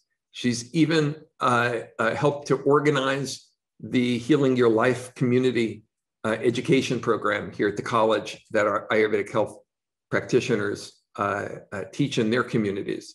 She was the organizer of the materials for teaching that course. She's taught Panchakarma and the respiratory system. She's taught Digestive 1 and Digestive 2. She's taught with me for many years the Ayurvedic yoga therapy program in the Bahamas through the Shivananda Yoga Vedanta centers. And the last couple of years, she has taught that program on her own. She's played many roles here in Northern California. She's been lead faculty. She's been the director of the Ayurvedic Spa. She's even been in charge of social media. You know, it's like when you have the dedication, then you're willing to do whatever it takes in order to help out. And that's what I could really say about Dr. Jackson Kinman. She has done whatever was needed, whenever it was needed, in order to help out. And that kind of dedication is what's needed in order for a college to flourish. And this college could not flourish without people like Dr. Marisa Jackson Kinman. It simply couldn't. As I said before, we've had many faculty, we've had many people who have helped to build this college over the last 26 years. We have had very few with the level of dedication that allows them to truly earn the title Ayurvedacharya, a teacher of Ayurveda and a vessel of that knowledge. Dr. Jackson Kinman, I should note, also has a book about to come out, a book for children called the Ayurveda Chronicles. And we're all very excited about that. It's the adventures of Vata, Pitta, and Kapha. And it's for children of all ages. And it's going to be published by Guru Publishing in India. And a shameless plug for it. Pre-orders are available on Ayurveda College, on Ayurvedachronicles.com. So you can go there and you can pre-order it. But I just really want to acknowledge Dr. Marisa Jackson Kinman for the love that she's poured into the school and the dedication that she has shown over so many years to this college. Her support for our students, her support for me, and her support for the mission of this school. So again, the certificate says in honor and recognition of your deep commitment to Ayurvedic education, your professionalism, and your service, you are hereby awarded the title of Ayurvedacharya. Dr. Marisa Jackson, would you please say a word? I'll try to, if I can find my voice. I'm speechless and honored, and thank you, thank you, thank you, thank you. Namaste to you all. Congratulations to you all. It's because of all of you that I've done everything that I have done, and my love for you and my love for this beautiful planet and my hope for the future of the world. It's been a long journey, as you all can say as well. It takes a lot to get to where we are right now. And ever since I was young, I just felt so powerfully motivated from deep down inside to do. I wasn't even sure what it was, but I knew I had to serve. And when I found my way to the California College of Ayurveda in 2002, I believe it was, I knew I was home. I knew that I had found what I was just searching for, waiting for. I was stepping into my Dharma. I didn't know that word yet. I learned it soon after, but I felt so in alignment that I couldn't help but pour my heart and soul into it. That's what you do when you find your Dharma, isn't it? As all of your wonderful, beautiful graduates know. And so in pouring my heart and soul into it, all I've ever done is to be just my truest self and want to do whatever I could to serve and to promote the college and the teachings and Ayurveda, and to just be one little cog in this wheel. And the fact that I have been able to do that and follow my Dharma, and now I'm actually getting an award for that. It's almost, I'm again, speechless, just speechless. Thank you. Thank you so much. I couldn't be happier if I had just won the Academy Award. Thank you for this acknowledgement. But even more importantly, thank you, students. Thank you, graduates, for being world changers, for stepping into your Dharma, for finding the courage, the bravery, overcoming those obstacles to be true to yourself. Please just remain true to yourself. And remember, you know, many of you have been in my my classes of Ayurvedic psychology, which is like my I love teaching Ayurvedic psychology and philosophy and other things. But I really want to remind you of those 3 spiritual keys and those 3 highest teachings as you go forth, because this is how you're going to be able to do all the beautiful things that David Frawley spoke of and that Dr. Halpern has been speaking of. Remember to cultivate faith in self and the divine. Remember that for yourself and for your patients. Remember non-judgment and to cultivate that, and not to be attached to the rest, because when you're in your Dharma, the rest isn't up to you anyway. Please just go forth, prosper, do your Dharma, just be that pure love and light that you are. And I have so much gratitude for that.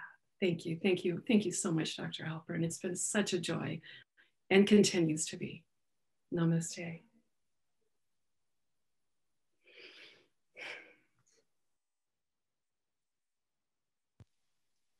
Thank you. Wow, how beautiful.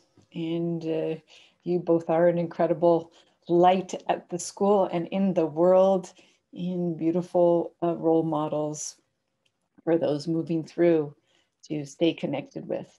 And your years of service and dedication have touched so many lives, and you both are just incredible lights. In continuing with hearing more from faculty and students and hearing how the process of education has affected them in their journey, we're going to be inviting 3 students to speak and share a little bit of their story. So I'd like to invite right now Sasha Berdschatsky, forgive me on the pronunciation, who is a CAS graduate today. Congratulations, and would love to hear a minute or 2 from you and your heart and what this journey has been like for you. Namaskar. Guru Brahma, Guru Vishnu, Guru Devo Maheshwara, Guru Sakshat Parabrahma, Tasmai Shri Gurave Namah. Thank you to every guru in the universe who has prayed for me so that I can learn. Everyone is a guru to me. Thank you to my dear teachers, peers, friends, family, and the divine, everyone watching us and smiling as we step into this sacred initiation as pioneering Ayurvedic practitioners of the West. What a journey. I feel very blessed and humbled to be here, to be sharing this moment with all of you. I have so much respect for every single one of you, because although in one lifetime we can only hope to scratch the surface of the life science called Ayurveda, I know how much energy, time, and dedication it took to get this far. I was side by side with many of you in the trenches of the daily workload, studying for an exam, creating herbal formulas, writing research papers, filling out hundreds of pathology charts, presenting case studies, practicing pulse diagnosis, teaching our patients how to build their ojas, and of course, learning how to balance and preserve our own ojas in the process. I must acknowledge that it has not been easy, at least not for me.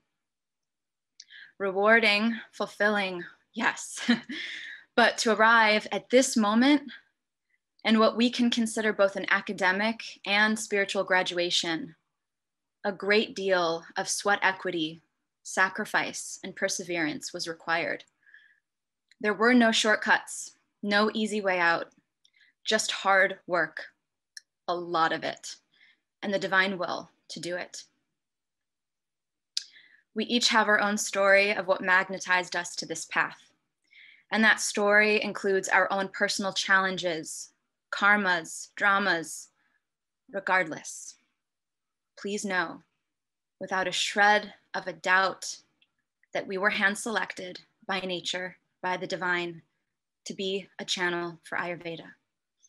All of us, one by one, have been propelled forward by Dharma, and we each have a unique and valuable way to offer this medicine. So congratulations to every single one of you. Please receive the sweet fruits of your labor. Allow the sheer bliss of reaching this mountaintop to soak into your lungs, all the way through to your heart. Enjoy the view. Isn't she beautiful? You earned it and you deserve it. In our academic studies, we learned that the only thing that separates the Ayurvedic practitioner from the non-practitioner is that the practitioner is knowledgeable of the journey and is consciously walking the path. This awareness is what allows us as the practitioner to guide our patients along their journey.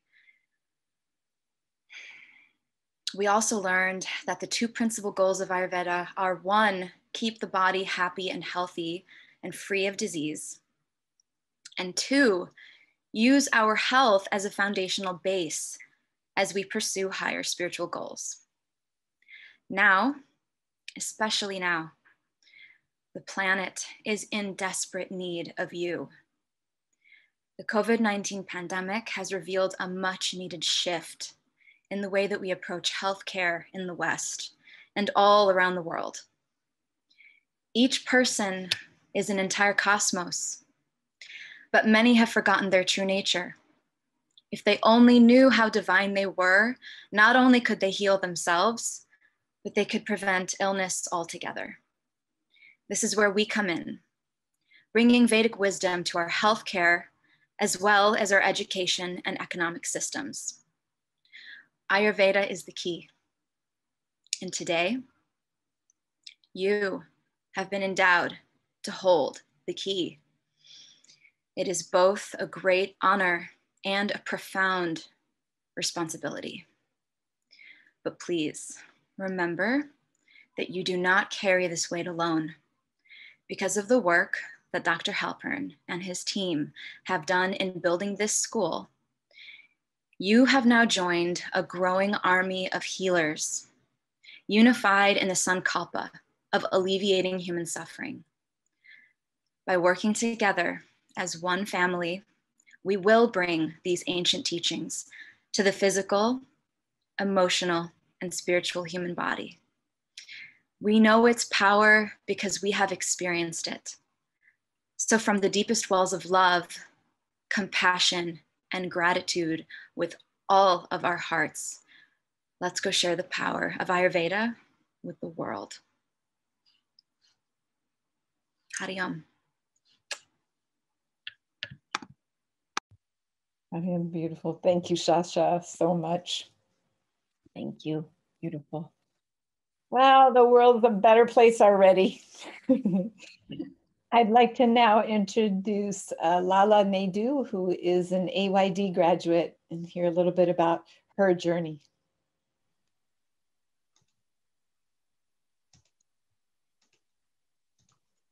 Thank you, Dr. Deerheart.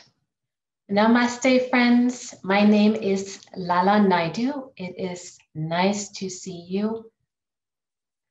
And thank you for allowing me to share. In my mid-20s, I was working in the wellness industry in Southern California, pursuing an education in nutrition from a more modern Western perspective. I found it mechanical and lacking something I couldn't quite articulate at that time. In training for fitness competitions and not being aware of conditioned patterns, I perpetuated and drove deeper physical and emotional imbalances. I was not well, and I had to shift. Ayurveda started speaking to me, and here in contrast, there was a deep resonance and appreciation for treating the whole person, body, mind, and spirit with natural therapies. I was hooked.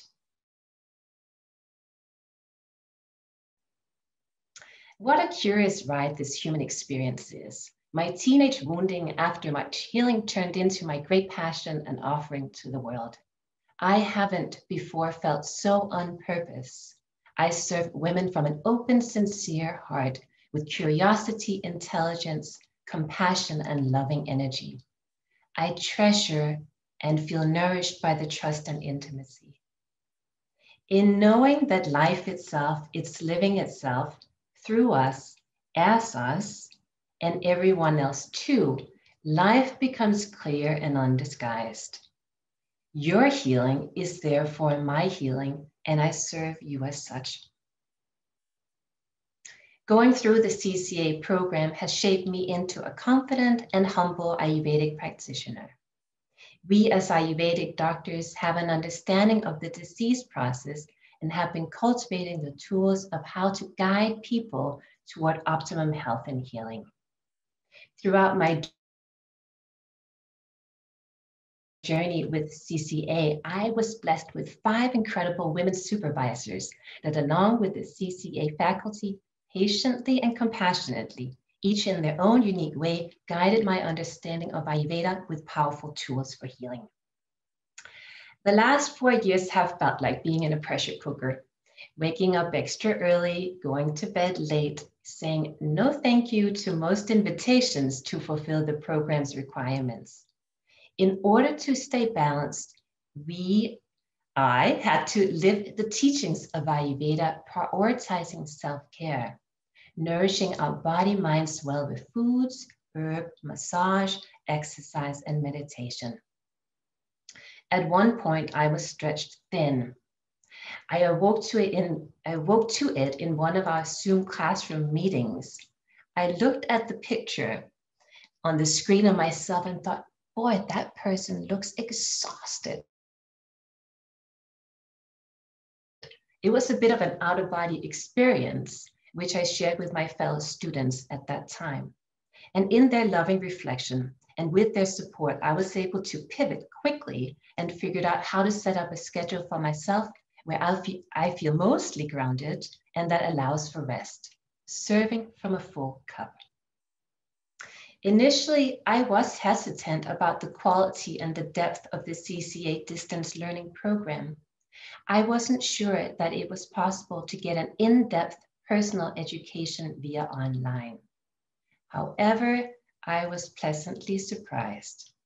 The structure of the course material and the material itself are infused with Dr. Halpern's clarity and vision, and with the weekly help from dedicated supervisors working within the field, I felt guided and supported the whole way and feel equipped with an abundance of tools.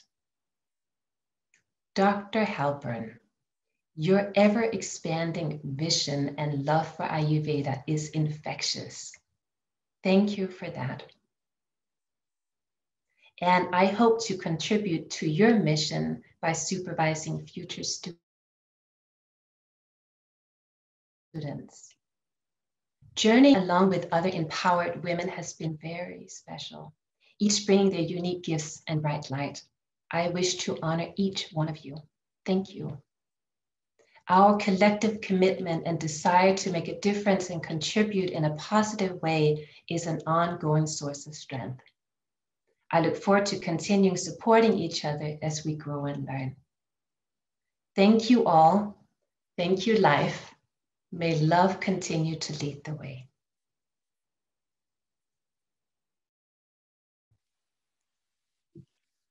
Thank you, Lala, so much for your beautiful heart in sharing and wisdom. Congratulations. One more student that we'd love to bring forth to share about her journey as a CAS graduate. And I'd like to invite right now, Preeti Rajivan to step forward and share a little bit about her heart, please. Namaste. And I am very honored to have this opportunity of sharing my Ayurvedic journey with a lot of acharyas today. And I would like to start off with the words from the Dalai Lama. He was once asked what surprised him the most about humanity. And he answered, man himself. Because man sacrifices his health to make money, and then he sacrifices his money to recuperate his health. Man is also very anxious about the future and never lives the present, and the result being he doesn't live in the present or the future. Man lives like he's going to never die and dies never having really lived. Along the same words, engulfed in the drama of life, most of the mankind assumes that contentment and well-being is from wealth, power, or from being under some spotlight. I was also in the same illusionary path, satiating my senses and made all the mistakes as an average man. Even being born and raised in Kerala, where it's a God's own country where Ayurveda still thrives, I totally rejected the Ayurvedic lifestyle and worked very hard to become an electrical engineer just with the intention of entering into the chic, modern lifestyle. Less did man know that these actions are going to bring him to the crossroads of suffering, misery, anger, and with endless attachment towards material needs. But I was fortunate and lucky enough, just like most of you here, to be found by Ayurveda again. The captivating curriculum at CCA further drew me into this complex yet meaningful realm of Ayurveda. Deep down in my heart, I know every single Ayurvedic practitioner among us has a similar purpose to share here, just like me. Ever since the time of the European Enlightenment principles was taught, nature was always taught to being separate from the world of man. And our society has become more and more enticed into believing that this separation is true. Even I believed when I grew up that I'm somebody out of nature. However, it is not. Ayurveda through the CCA has taught me this. We are part of nature and nature is a part of us. The harmony between man and nature is what creates the answer to long-lasting health and vitality. I learned this harmony activates the healer within ourselves. We all depend on this silent benefactor to maintain our health, even though we often don't realize it. And we understand Ayurveda provides us with the means of directing and initiating this powerful and natural healer within us. Working with my master teacher and clinical specialist, Jeremy Anderson, my course educators, Dr. Lakshman Das, Dr. Marisa Larson, and my supervisor, Dr. Elisa Page, the journey through this past year has become much more impactful and memorable for me to apply in the future. Just like me, the members of my graduating class were also able to draw similar connections for their future. During our internships in our CM classes, we all shared successful stories of Ayurveda being applied into modern lifestyles, and we're all just ready to begin our path in this new journey. We know this journey will make us step out of our comfort zones, seek new outlooks, reach out to more intricate niches of our communities, educate new generations of this way of life. Above all, reminding people that health is the most important human blessing. And wherever we may choose to go, I hope the best for all of us. We have worked hard and put our best foot forward to be here.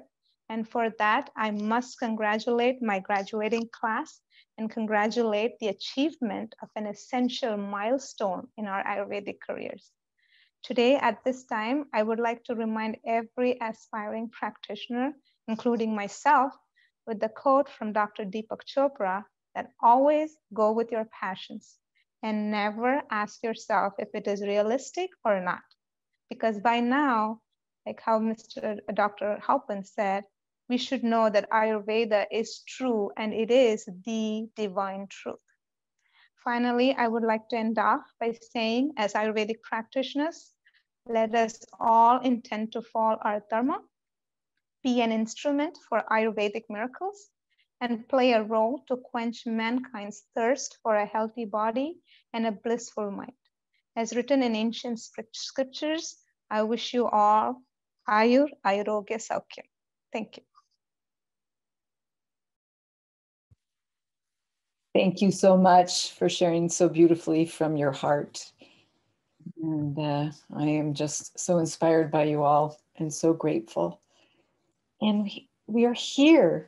We're here at the moment. I'd like to invite Dr. Halpern to come forward and read the practitioner's oath and the graduates, and the commencement is here. Dr. Deerheart. I'm going to begin actually by talking a little bit about the malas that you received, and to our tech team that is in the background, and or anyone who is in the background that has a copy of the oath of the Ayurvedic practitioners, to either bring it up to me here at the Shivananda room, or to be able to bring it up on the screen and to share the screen. So while you guys are figuring that out, because we have an amazing technology team in the background that is now scrambling, I'm going to talk a little bit about these malas that you received. So the Ayurvedic health practitioners, you received a set of malas with a green tassel on it. And these are the malas of the Ayurvedic health counselor. And the stone that is here is a moss agate. That's what this stone is. And this is the stone of Mercury. It's also the stone of plants and plant medicine and nature. And so it's really a very, very important stone for the Ayurvedic health counselor, because it really connects you with the earth itself. And it grounds you in what all Ayurvedic practitioners do, which is to support individuals to live a harmonious life and to live in harmony with nature. Where there's harmony, there is health. And where there is disharmony, there is disease. And so when you wear these malas, Ayurvedic health counselors, I want you to remember that you are connected to the earth, that it builds as well your emotional intelligence, which comes from the heart of the earth. So moss agate is also for building emotional intelligence. So this is the mala of the Ayurvedic health counselor. And just one more thing, all of these malas were purchased by Dr. Deerheart and myself when we met an individual in Rishikesh who has a beautiful heart. And actually, we were introduced to him by a deep friend of ours, a person who's close to our hearts, whose name is Mavi or Maverick. And he He is a beautiful human being who introduced us to the owner of the Gandhi Mala shop in Rishikesh, right on the banks of the Ganges. So these were all made in Rishikesh, which is the city of the rishis. And so again, this I hope will be carry that Shakti from India to your heart. Now, the Clinical Ayurvedic Specialists, you receive this set of malas, and these are red garnets. And the red garnets are the stone of the sun. And the sun is, of course, connected to the fire element. And it is connected to the aspect of the fire element that illuminates truth and ignites the truth within our own minds and dispels ignorance. It burns away that which separates us from wholeness and from oneness. It removes ignorance, just as the sun removes the darkness of the night. So too does the red mala remove the darkness of ignorance so that we can enter into the light. It also builds confidence. Thank you. It also builds confidence, motivation, and clarity of vision. Because vision is so very important. It allows us to see that which we want to create. And so this mala is also a mala of clarity of vision to help you manifest your vision within the world.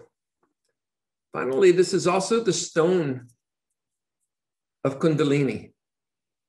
And so this also awakens the Kundalini, ignites the Kundalini, because it is the light of the Kundalini fire that dispels the darkness. That is the purpose of Kundalini, is to dispel the illusion of separation. So when Kundalini awakens, the illusion disappears. There's so much more that I could say about this, but now what I'd like to do is talk about the malas that the Ayurvedic doctors will be receiving. This is Chandrakant, or the moonstone.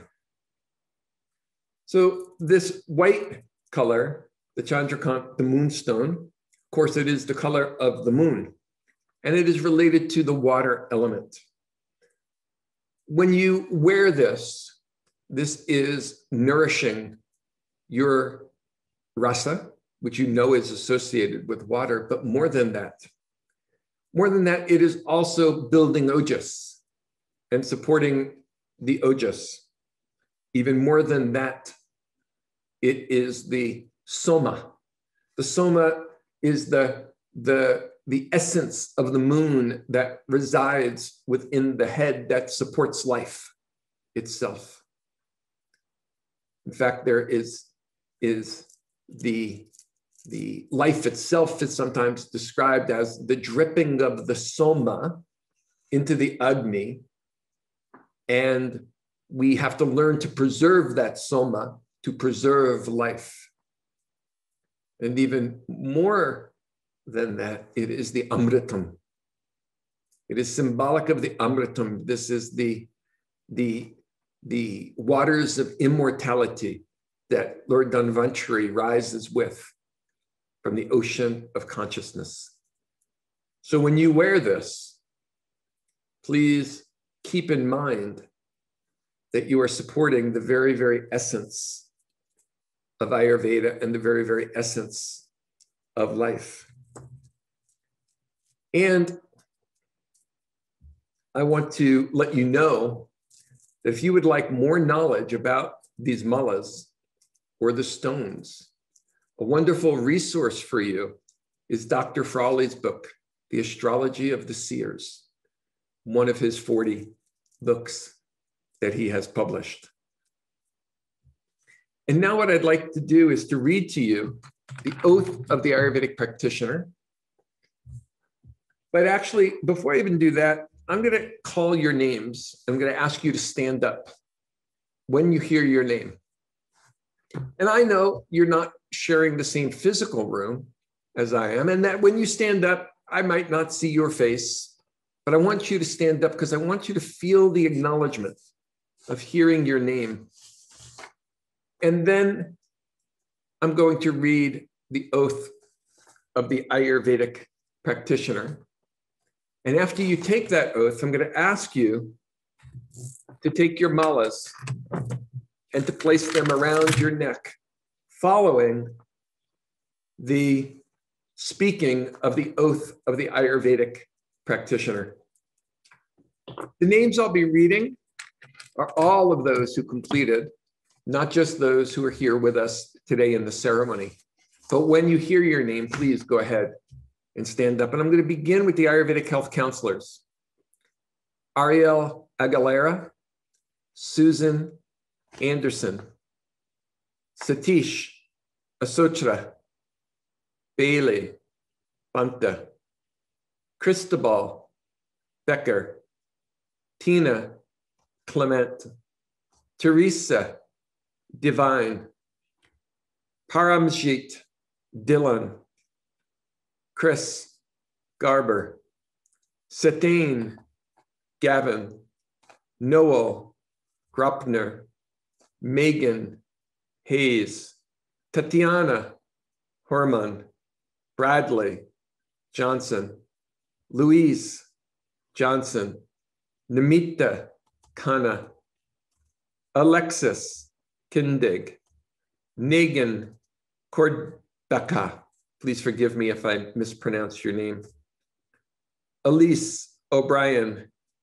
Mia Okalasanu, Emily Parker, Sabrina Ruse, Resham Shirsat, Suzanne Sifri, Daria Sinichenko, Amanda Thomas, Keely Tatan, Chantal Boyer, Lisa Carradine, Hilda Carell, Devin Eliason, Viviana Gonzalez, Heather Miriam, Rebecca Mundal, Pamela Newman, Preeti Rajivan, Shakti Ramesh, Maritza Santana, Sibel Simone, Carrington Shobek, Sandeep Tour, Caroline Allen, Tara Anderson, Aubrey Bates,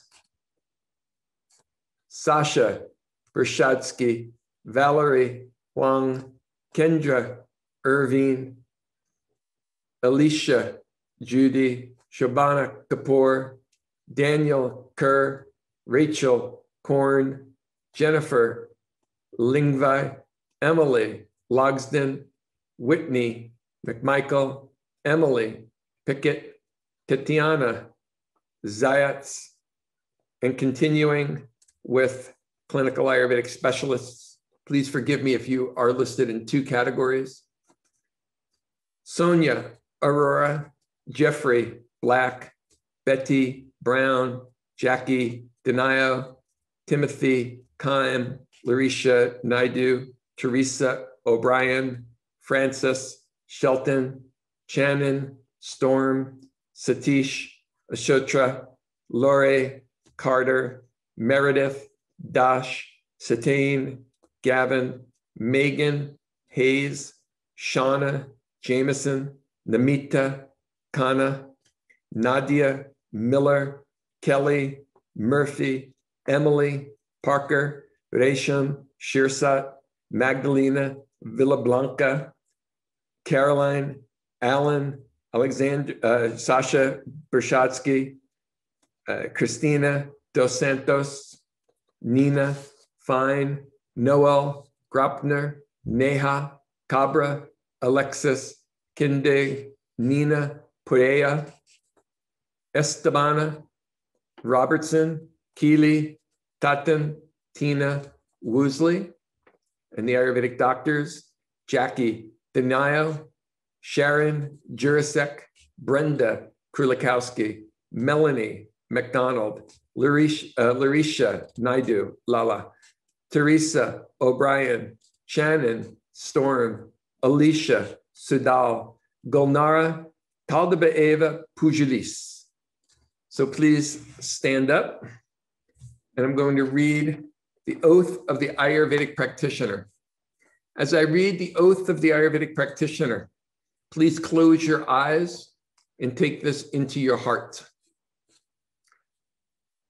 I commit myself to the divine, that I may be a vehicle of the healing love and healing light, that I may continue to purify myself and live in greater and greater harmony with nature, so that the love and light may flow through me without obstruction. I commit myself to my patients, that I may serve them with the highest integrity, that I may be for them a guide on their journey, while remembering that I am not the healer and knowing that I am no more than an instrument of the divine. I commit myself to the knowledge of Ayurveda, that I may continue to learn through my teachers, through my texts, through my experiences, and through my direct relationship with the divine. I commit myself to myself, so that I may forever grow, learn, and evolve toward the light, that I may come closer and closer to living what I teach, while holding a space of compassion for my journey. Om Sarve Bhavantu Sukhniya. May all beings be happy. Sarve Santu Niramaya. May all be free of disability. Sarve Bhadrani Pashantu. May we see only the good in others. Ma Kashid Dukhabag Bhave. May none suffer sorrow.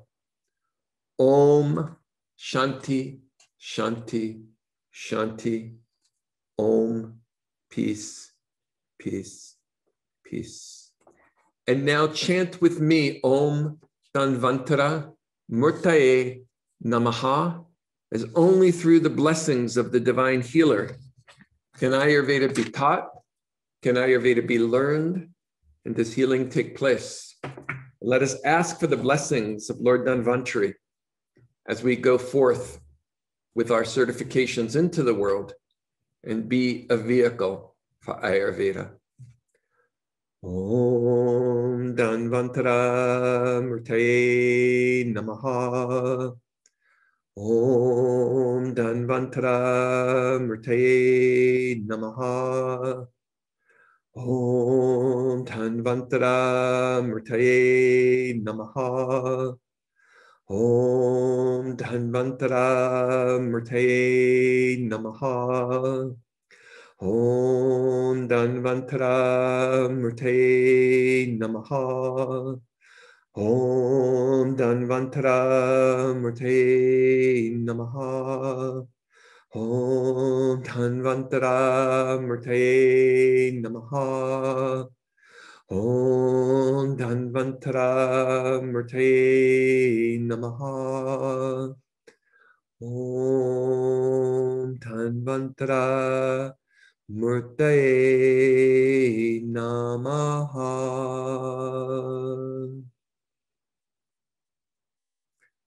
Om Shanti, Shanti, Shanti. Om peace, peace, peace.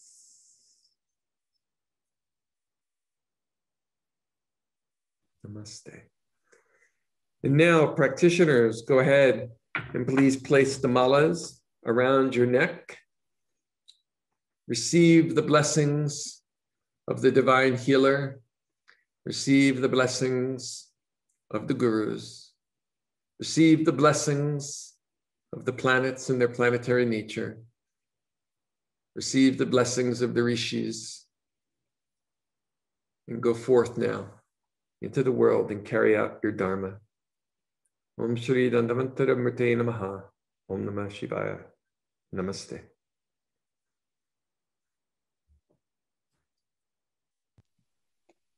Namaste.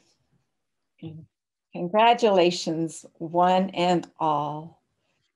In just the closing, we have a couple more beautiful things for you, we hope. I want to honor again all the CCA teachers and staff, which truly are the heartbeat, the soul, and the rhythm of California College of Ayurveda. I also want to, at this moment, extend a special thank you to the entire CCA family, a truly heart-centered organization. And in one more way to show gratitude, I want you to please enjoy this short film that beautifully expresses gratitude to all of the CCA family. This film was produced by Dr. Brenda Krulikowski. So enjoy.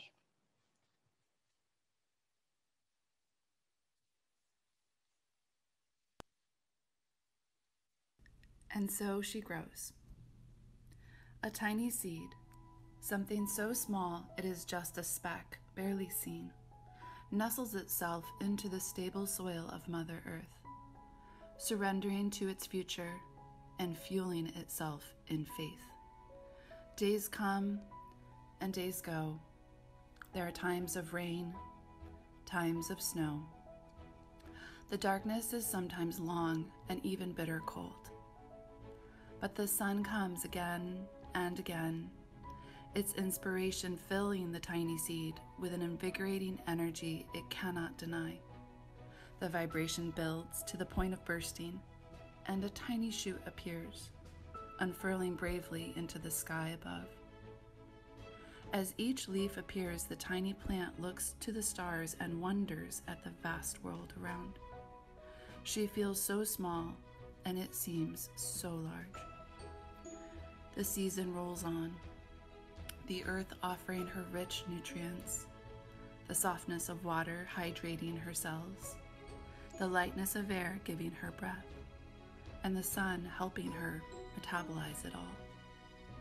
And so she grows, until one day something happens, and from within the center of her being, a tiny bud begins to form. The little plant by now has grown actually quite tall and strong.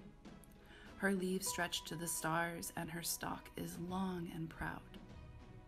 The bud continues to swell, bathed in light, until it can no longer stay tucked inside itself. The risk it takes to blossom is forgotten, and her heart center bursts open with all its silky petals unfurling in a dance of joy. The light that radiates from her gives challenge even to the brightest light of the sun. And so she grows. But as she stands, proud and radiant, she knows there would be no flower, there would be no silky petals celebrating the glory of the moon and all her stars, were it not for the hydration of water, the nourishment of earth, the breath of air, and the invigorating sun, each one urging her on. She would not be more than a tiny seed without the enormous love that has fueled, buoyed, inspired, and held space for her to grow. So she stands, petals and heart open wide, and is humbled with gratitude for all those that have made it possible for her growth.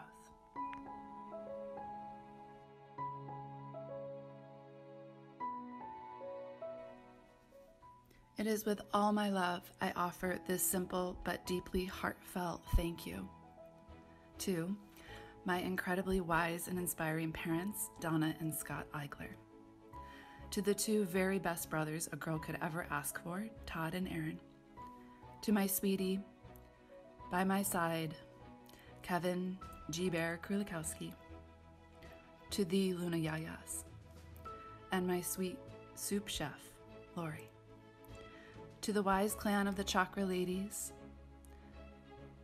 to the ever-guiding Shafe and Sharebear, to my soul sister No Olives and her mountain man Joe, to the Smittens, Amy G. Keller, Allie Beans Johnson, and Katie Bug Barrett, to Stacy Gibson, Jenny, Squishy G. Michael, Heidi Wingo, and the boys of the Brotherhood.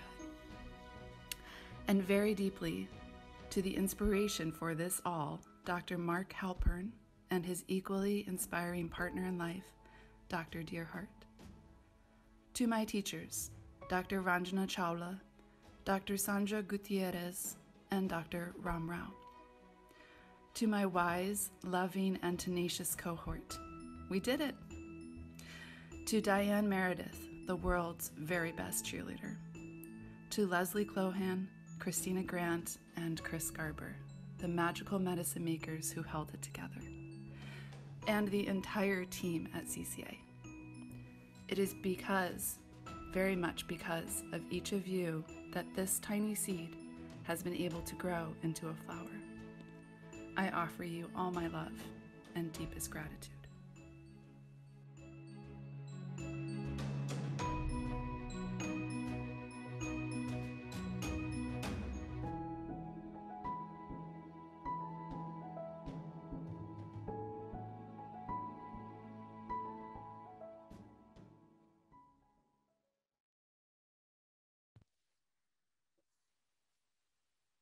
Stunning. Stunning. A very, very special thank you to the team behind the scenes today and the staff. You choreographed this graduation, and your love just shines through in every moment. Graduates, you're not forgotten. Congratulations. May your dedication, knowledge, and depth serve all that you touch. We celebrate you. We honor you. And we are so proud to see you spread your wings and share your knowledge, healing abilities, and hearts. The world needs you. In closing, I'd like to offer a metta prayer. The Buddha offers a teaching on the development of loving kindness known as the Metta Sutta. His hope in the teachings was to instill a sincere wish for contentment in all beings. In conclusion, I leave you with the metta wishes to you to support your future. May your mind, body, and spirit always feel connected to divine wisdom. May you provide noble, mindful, and loving support. May you bring peace and ease to all you serve. May love and light flow through your essence. May compassion flow through your light. May you have the opportunity to bask in your dreams, imagination, and personal expressions of life. May you feel safe, peaceful, and at ease. And may you always remember you are loved and you are love. Thank you all, families, friends, CCA, community. It does take a village, every single one of you. Make this all happen.